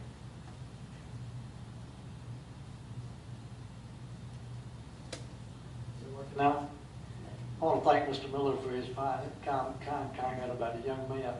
You earned the $20 I gave you. One thing I want to say about my passion in my life has been design and construction, but my other passion has been education. I've been on the school board myself for 4 years. Suffered the good times and the bad times, but it's always exciting to be a part of education and to be here tonight and see all these children get these awards. Is just brings cold chills to me, and I'm excited to be a part of this district. The other thing, I've met everybody in the district. No one has been negative. Everybody's been positive. So I haven't found a frown yet in the district office. I've been looking for one every day, but it's exciting to be here. I'm excited to be a part of building this facility for you. I want to compliment you on the excellent design team you've got, the MB&J, Brownstone. I've gone through the document. They're a great firm. They've done a great job, and all the details that required to build a building. You had selected an excellent general contractor, one of the preeminent ones, not only in the state of South Carolina, but in the country as far as the construction manager that you selected. So we've come a long way to get to where we are. I think Mr. Green wants me to give you the GMP that we've come to now. I feel like it's a complete facility. We've maintained the programs and the scope that you originally instructed the architect to do. I feel like it can be accomplished for the guaranteed maximum price that Mr. Cram of Con and I had come to, $14,990,000. 14 million? Total.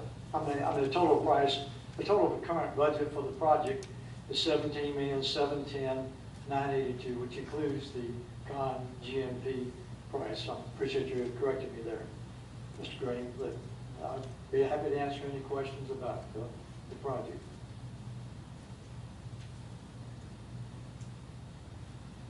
Madam Chair,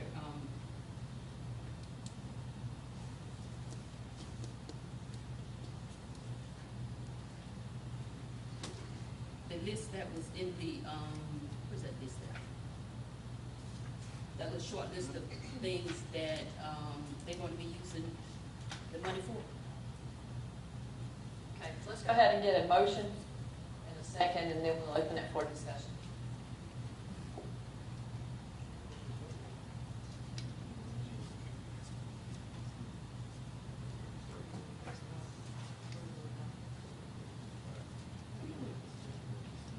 Madam Chair.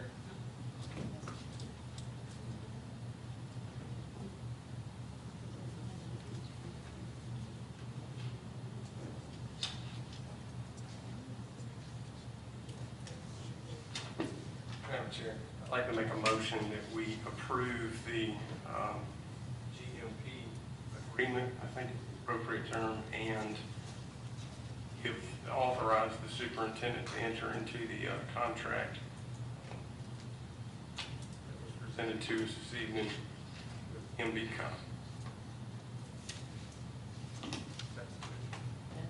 So thank you for the motion, Mr. Frick. Second, Madam Chair. Thank you, Mr. Miller, for the second. Now we'll open for discussion and questions. Okay, Madam Chair, as I was asking on the budget that they gave us of this $17,710,982. We were briefed that there's going to be additional negotiations going on. So you asking us to approve this amount, but yet this is not the firm amount. Yes, ma'am. This is a guaranteed maximum price from CON that's presented to the school district and Mr. Green in negotiations to finalize that number to have a top number that they will not go included in that all costs for the project to maintain the scope and the programs that were initially designed.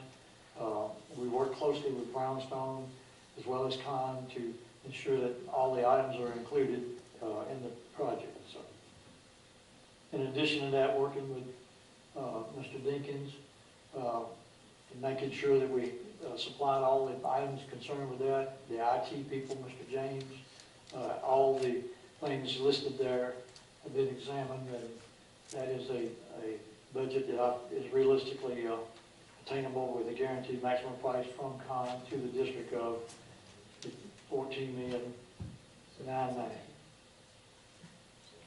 Okay. Okay, the 14 million or the 17 million? 17,710,982 is the total estimate for the project. Okay, so item number 4, that fee is different from the architect fee, or that's the same as architect fee? Item number 4 is design fees. That correlates with the other attached sheet to that, which is the same number on the indirect cost. Right under that architect's fee is the same fee there. The attachment is just an explanation of the breakdown of the different costs associated with the $17,710,000, $10,982 total project cost. But is this or is this not architect fee? Yes, ma'am. That is the architect fee. The $940,425 is the NBMJ Brownstone fee. So we should not be giving the architect any more money beyond this $940,425? Yes, ma'am. I've discussed it with Brownstone today, and Mr. Green and I, in a joint conversation with him, confirmed that this afternoon. Well, and let me clarify something there. And that's assuming that we don't come back and make significant changes to the scope of the project. Now, if all of a sudden, 6 months from now, Mr. Cunningham says that, hey, I think we need to talk to the architects about adding another, 10,000 square feet to the facility, then there's going to be an additional charge. So assuming that we don't go and make significant changes to the scope of the project, then that fee will remain constant. But if we get into making a bunch of changes, then that fee will change. We're not gonna make any changes as far as, just like you're saying, that we hadn't decided on classes, that's not gonna make any difference. Pardon? You had said already that we still had plenty of time to decide on what classes we're going. Yeah, but we had. That's not gonna make any difference on this figure. No, it's not. So have we presented the contractor with the classes that are going into prison? We have some flexible space, some space that can accommodate different programs.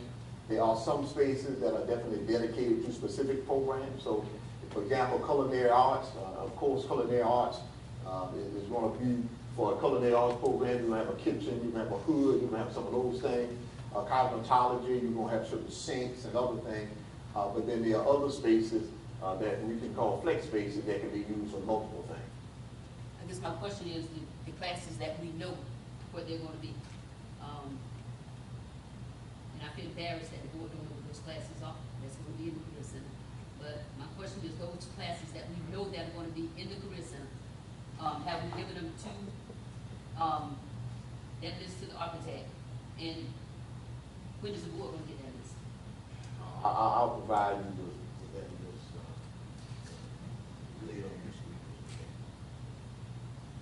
So we're being asked to approve a contract, approve a guaranteed maximum price, which I'm okay with. Well, I'm okay but not okay with.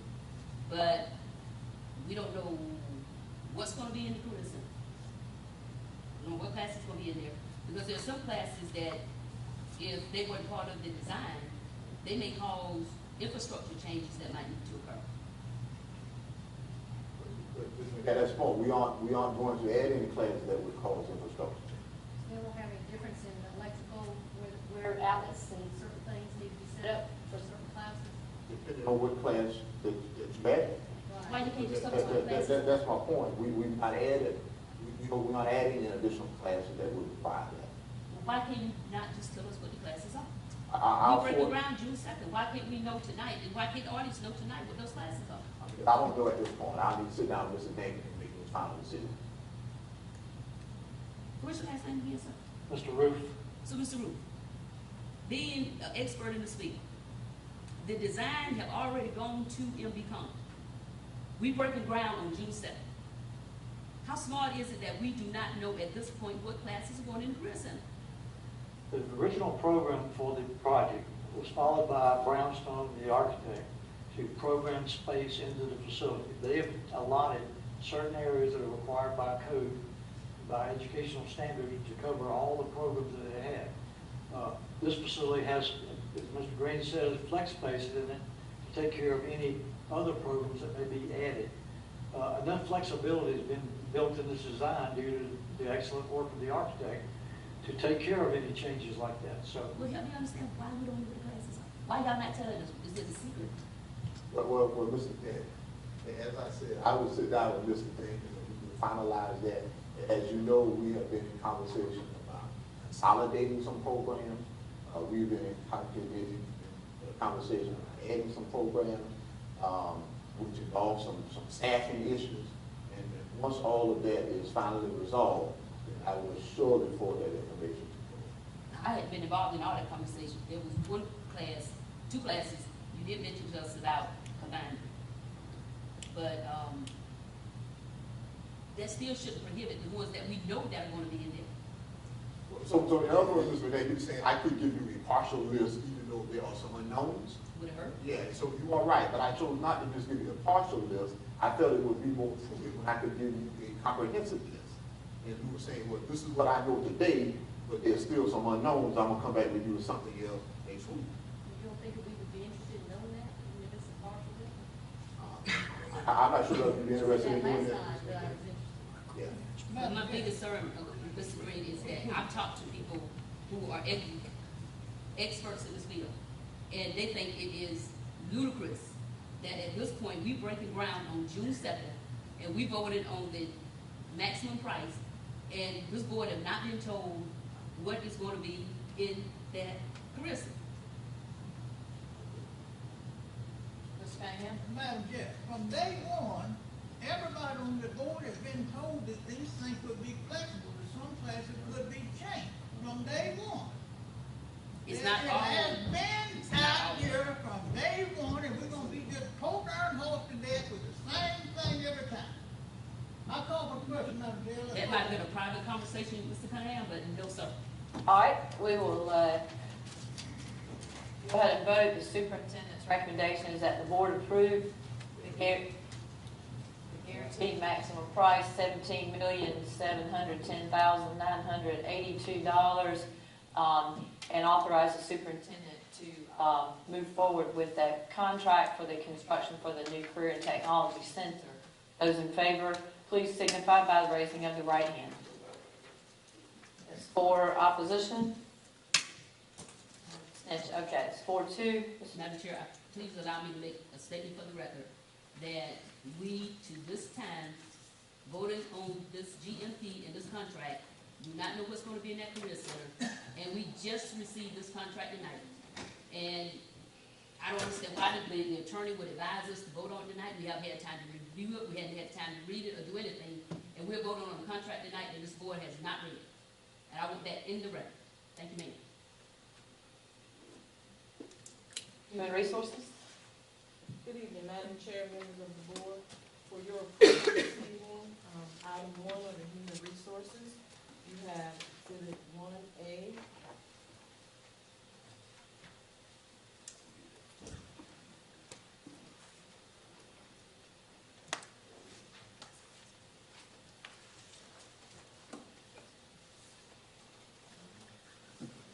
Would you like for us to vote on those Yes. separately? Yes, thank you. Thank you.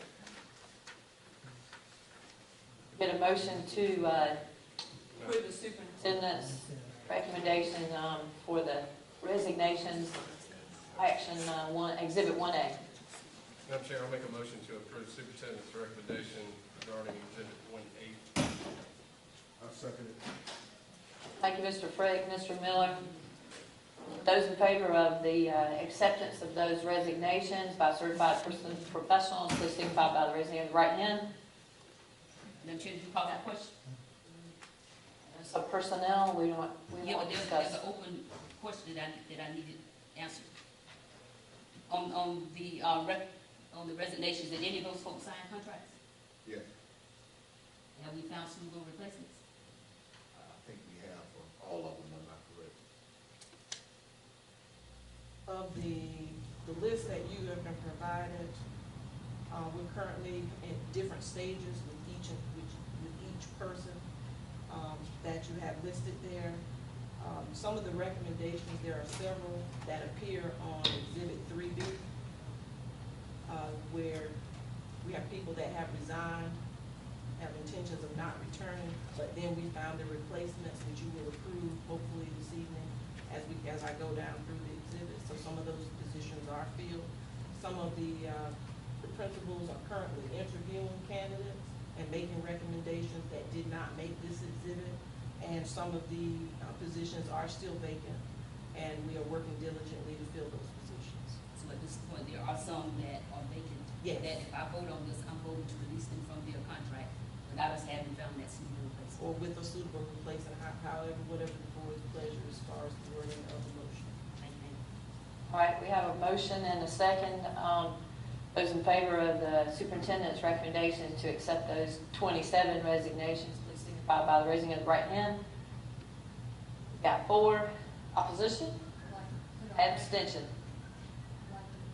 Is there opposition or abstention? Opposition. Okay, raise back to that. Opposition, please. 2. Okay. For the fact that, I'd rather have a replacement before you release them out of the contracts. A suitable replacement. Yes. But I put that on the record.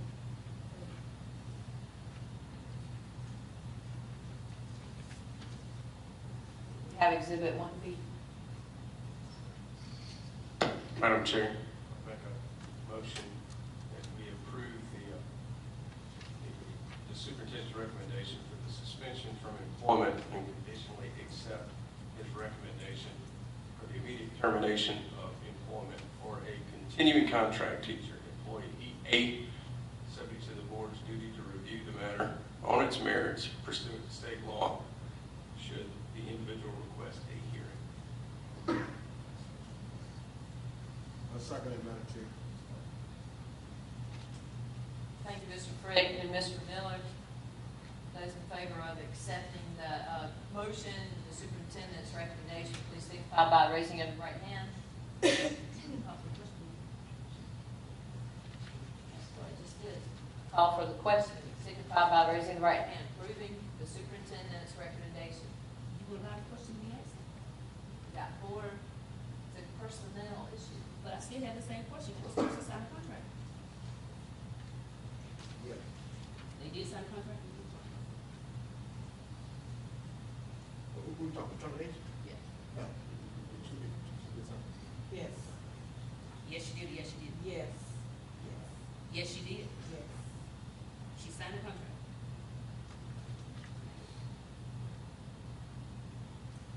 Those in favor of the superintendent's recommendation, please signify by raising of the right hand.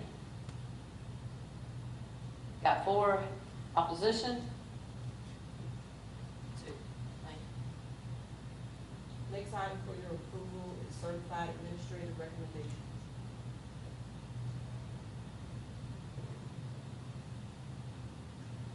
Madam Chair, make a motion that we accept the superintendent recommendation, certified recommendation. Right, give a second. Thank you, Mr. Miller. Thank you, Mr. Cunningham.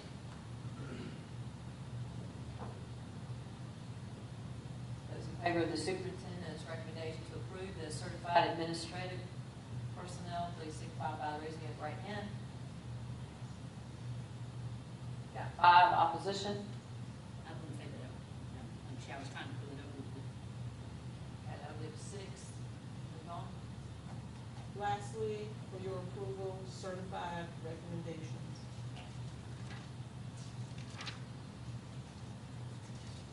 Would you like those separate? Not necessarily, all inclusive. Madam Chair, I make a motion that we approve the recommendations in Exhibit A and B, or 3A and B. Second, Madam Chair. Thank you, Mr. Craig and Mr. Cunningham. All those in favor of the superintendent's recommendation? Question, Madam Chair. On the aspect of it. On the retirees, how is the pay working for the retirees? Because we voted for increase, so are they going to be paid strictly what's on the salary schedule, or a percentage of the salary schedule, and are they going to have an increase?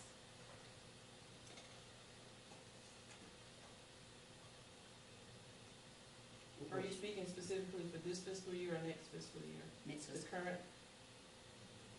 next fiscal year. to my knowledge, the pay will remain the same unless the board changes the percentage decrease, the 80%. I'm sorry, Cindy. I said, to my knowledge, at this point, the working retirees will be paid at the same rate that they've been paid, which is 80% below what the regular annual salary is or daily rate is, Okay, at and 80%. that's all the retirees if they retire from a state agency in South Carolina. As far as I know, it is for working retirees, certified staff, members that are on the teacher salary schedule, or on the classified salary schedule. But not That administrative. would- Say again? But not administrative. Administrative as well. Okay. Are working retirees. Okay. I guess my concern on this one, Madam Chair, is we just close to the end of the year. What happens to the person who's in this position? What we hired them for this year? Oh, that's the one that, never mind. All right, I'm sorry, go ahead. You can tell me later. Right. All those in favor of the superintendent's recommendation to approve those certified staff members, signify by raising the right hand. Got 6. Thank you. Thank you. We'll move to the board chair report. It's come to our attention that Mr. Green's trip, as well as the travel for the regional school board association, is going to affect the June 17th regularly called meeting. So I'll entertain some thought to changing that meeting. My recommendation would be June 24th, move it back a week. I certainly entertain some other thoughts. We have already taken care of it. Madam Chair, we're Not planning on having a meeting before then. Why would the budget have to go to the county council if there are no changes in the village? before we not send it, and they kind of gave us some issues. The policy states that only if there's a change in village does the county have to approve it. You could not send it. That's what the policy manual says. I looked it up. Yeah. You cannot use it on increase the number. We're not going up on millage, it's a flat line. I'm not sure why we would have an obligation there. We can certainly send it to them on June 25th. Okay, by me. But, yeah, that's why I was asking the question, because if the budget was already going, who's gonna have another meeting and the budget was gonna be approved? And I guess it's a good idea to wait until then, just in case there's, personnel matters we need to go on. So, Madam Chair,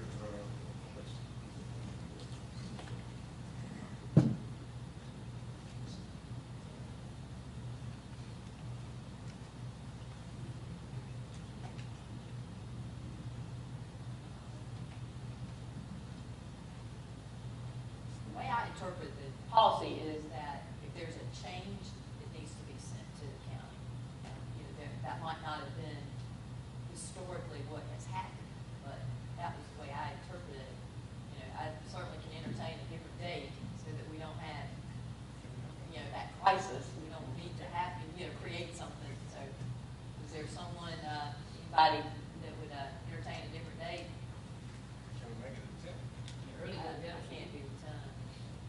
12th, Thursday, the 12th. Was Friday a problem? Friday 13th, I don't think that's a good one. Talking about bad luck. I don't know if it's full moon either, so.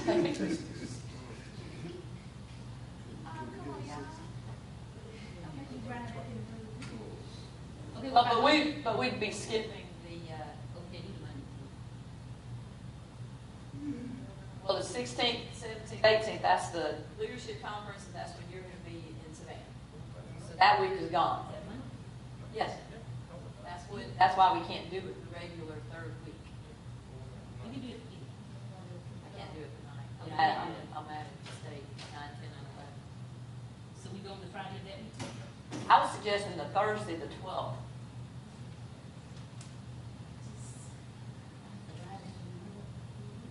But you won't have to on the 24th, one way or the other. Because I usually get that Tuesday off. We have a meeting.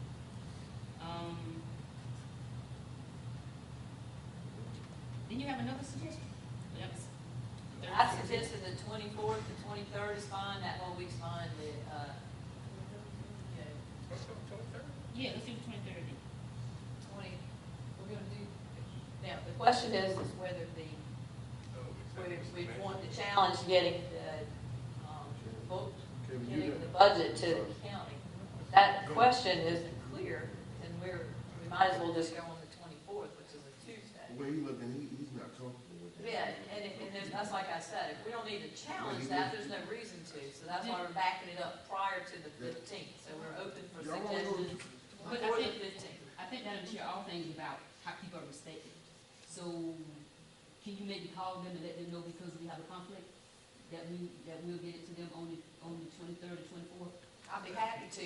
Why don't we set a tentative prior to the 15th, and then set the 24th as the one we prepared, and then we'll clarify that. How about that? Yeah, that works. Okay. Okay. Is that good? So we're saying the 12th?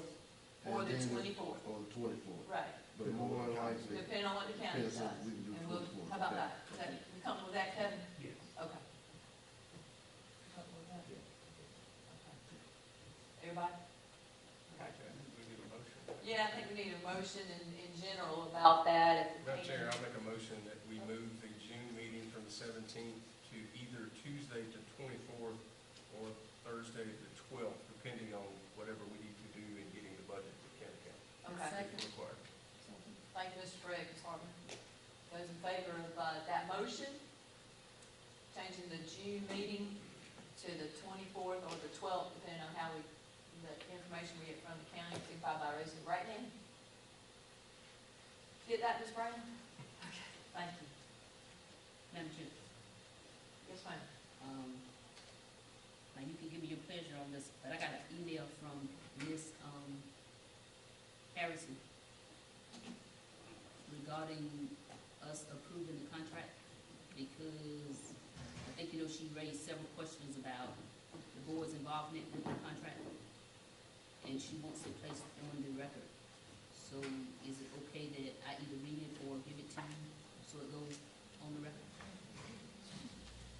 I don't think we can do that with an absent member.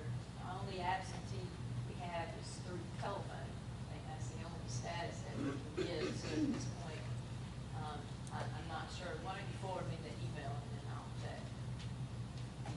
Then if not, then I guess you can read it at the next meeting. Right. Thank you. Okay. But she has some other questions that she want to answer. Let me ask those like. She can ask those up next. I included in your packet an invitation that I got through email from Boyd Brown. There's a function at Mount Hope. That's a plantation home that the Browns own off of 34 near Ridgeway, honoring former Congressman John Spratt. They will actually be naming a portion of I-77 through Fairfield County in honor of Congressman Spratt. So there'll be a function, and the board is invited. It's at 4 o'clock at Mount Hope. If you need directions, it's Mount Hope Road. I can get you directions on that.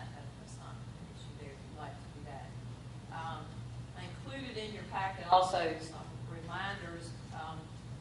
You know, we go around and around a bit about how to set an agenda, what gets on the agenda, who can request this, what happens, you know, in between meetings, that sort of thing. So I thought it would be in the best interest of the board and all the members to just send, you know, just to let everybody look over what the actual policies are and to just say that there are really three significant roles of the board. One is to hire the employee, the only employee that we have, and evaluate that employee. We do that with Mr. Green. We give him the authority there to run the school district, and that includes, you know, sometimes our discussions include, why don't we know the curriculum? What's the, why don't we approve, you know, having cosmetology or not having, or having fire fighting? You know, that's not the board's role, and I included that part as well to give you some. I think I'm about the halfway through. There is policy BDD, board and superintendent relationship. The board will do the following, and those top four are really the ones that we need to stick by and always remember. Select a competent, established educational leader, superintendent, support that person in the discharge of assigned duties, serve as a policy-making body, allow the superintendent to administer the schools and adopt an annual budget. Remember, you can read on down. It's a 2-column document. The superintendent's role is on the other side, on the right side. And the one thing that I'd like to make clear is that, and this is on the front page, policy BBAA, the powers of the board lie in the group, not in individuals. When an individual board member makes a request, I want this document by 1 o'clock at the desk, or else, that's not a reasonable request, and it needs to stop. Those requests need to come from the board as a whole. Board members as individuals have no power. The board as a whole has the authority. So let's keep that in mind. The individual requests get, as Mr. Miller said, I think somebody starts to chase their tails a bit. Somebody at the district office has to stop what they're doing, take their valuable time away from serving our children to answer a board request, a board member's request, that, you know, while it might be valuable information, what exactly is that board member going to do with the information, since that board member as an individual can really do nothing with that information? So I'd like to just reiterate those policies and make sure that we all understand those and that we all read them again. I know we've read them. I know that we've had the retreat, but at the same time, I think we've got to go back to these as fundamentals for our roles on the board, our role on the board. So if there are any questions about perhaps why your document isn't there to be picked up when you say, well, I want this or I want that, you can refer that to me, and I'll let you know which policy it is that we're adhering to. But as I stated earlier, I want the email sent to me. If you have any questions, they can come to me. There was a ridiculous 11 emails today about the food orders and where they came from. Mr. Green and I will decide about the food orders. If you have somewhere that you like, then send it well in advance so that we can have time, but not the day of the board meeting. Again, I stated last time, there are times that some of these emails are creating hostile work environment, and those have got to stop. These are FOIA-able emails. This is public information, and if you'd be embarrassed that your grandmother, your mother, your child read what you wrote, then don't send it. I think that's a valuable way to look at it. So I encourage you to just go back and review your role as a board member. It's time to do that and to take in mind what it is, what it means to serve as a board member and be part of a body and not an individual. It's not about us, and it's not about, it's about children. It's not even about the body, and that's one of the things that the policy states, to remember it's always children first. And let's make sure we remember that. And Madam Chair, yes, ma'am. In response to your statement, now a lot of what you said was true, but a lot of what you said was pontification. Well, maybe I have that right. The board has, and you do, but the board have a responsibility to request information from staff. You know, we have a constituency that if they ask us questions, we should be able to answer those questions. And if we need information, now here recently, a whole lot of the board's authority has been taken away from it. A lot of stuff we're supposed to be knowledgeable of, we just ramrod through it, and we're not taking the time to communicate and talk about it and review it. So, you know, for you to sit there and just name 4 things that is the superintendent's responsibility, or 4 things that's the board's responsibility, if any member of the audience or anybody else want to truly know what the role of the board is, they need to read Title 59 in the state statute and the responsibilities that the legislature gives to school boards. And the biggest roles are the approval of contracts, the approval of hiring and firing, the hiring, yes, of the superintendent, which comes up under the hiring and firing, board policies of which board members have asked for us to discuss so that we can all have the same understanding of those policies, and we've chosen not to do that. So it's more than just those few little things that you listed. And to take away any board's responsibility, any board member's right to know what's going on and to have answers to questions so they can be a good board member and make good informative votes. I mean, that's not right. And if we're going to reduce it to that, then we need to ask the Attorney General to give us opinion on the role and responsibilities of board members. And thank you for allowing me to speak. Another thing. We got one more board travel we're going to talk about. There was one more thing as far as requests. Right now, we're dealing with the budget, so some things are information that some board members may need because of the budget to decide on certain categories, or to decide how to decide on certain areas. Right, and according to the policy, the board member as an individual doesn't request that information, the board as a whole. We don't have enough meetings to decide on that, and you're not supposed to poll them outside the meetings. So we need to have more meetings then. And that's not the answer to the problem, but nevertheless, the board as a whole requests information, not board members as individuals. Polling them before the big meeting? No, ma'am, I'm not. Well, how do you know whether the other board members want it or not? You got to send an email to let me know that. I'm not going to know it, but the day of the meeting is a little late. Well, I'm not saying the day of the meeting isn't late. Right. But again, well, how would you know any date if it's not a meeting? How would you know from other board members, or the majority, if they want it? If they submitted that information, that would be the way I would know. How else would I know? You've got one person that's stating it. How do you know if the rest of them want it or not? I wouldn't. So I wouldn't know that. It's a majority. The majority would have to request then. Is that not clear?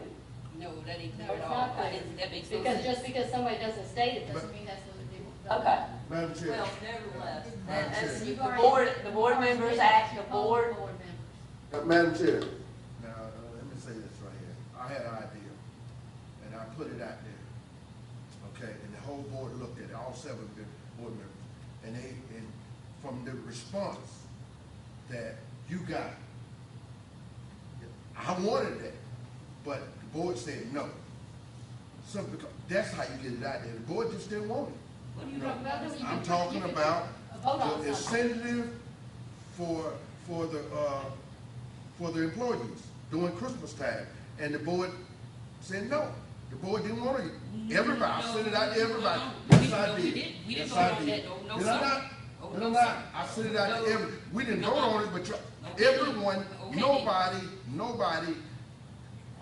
said I just want to to Ms. make Reed. it clear that we did not vote on that. No, we didn't vote on it. Okay, then. But Okay. the point was that if the majority of the board would have said to Ms. Reed that we wanted it, it would have came to, would have came up to a vote. And that's all you got to do. That's all I'm saying. You're talking about putting it on the agenda. Put it on the agenda. Right, Absolutely. put it on the agenda. Excuse me. And Sorry. right, and then it gets on the agenda, and I also included the last page, I believe, is on setting the agenda, which is the role of the board chair and the superintendent. So that's how things are going to be on the board. Madam Chair, with input from the other board members. Y'all running this thing now like some daggone dictatorship. Everybody's supposed to have equal vote. As far as putting policies on the agenda. Okay. Those in favor of adjournment, please signify by raising your right hand or standing up and leaving. Thank you. I guess everybody knows we didn't vote on the travel. That was for information. No, I had questions on that. Madam Chair, I We would like, don't, we don't vote for the public, for, that's why on that same travel, me and Andrea going to the same place for her, I think it's different tonight. I'm referring to When you said that, no, it ain't a little bit, that's 100 something. Well, I don't know. Okay. When you said that, you, Okay, then I don't. I still think it's sort of. you know what, I see why. And you said, wait,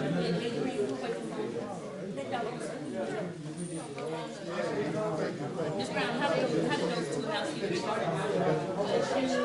requested to vote way after. No, I did request that, that's going to transition between you and that child at front desk. Because I told her a long time ago that I was going, nobody told me that I had to get the water over yet, that I was going. And that just reflects me should not be under my name. We need to do that. That is because the whole hotel is full. So that's the overflow hotel. Where's that?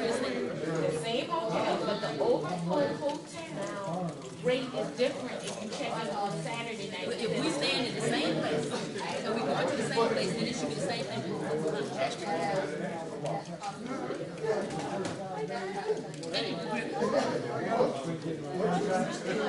But you need to take that, you need to take that from my name. Because if y'all didn't have a transition and she didn't tell you something, that's it was too late. I told you her up as the file was in that position. If y'all transition, she should have told you. And if y'all didn't have a transition, then I shouldn't have to be penalized for that.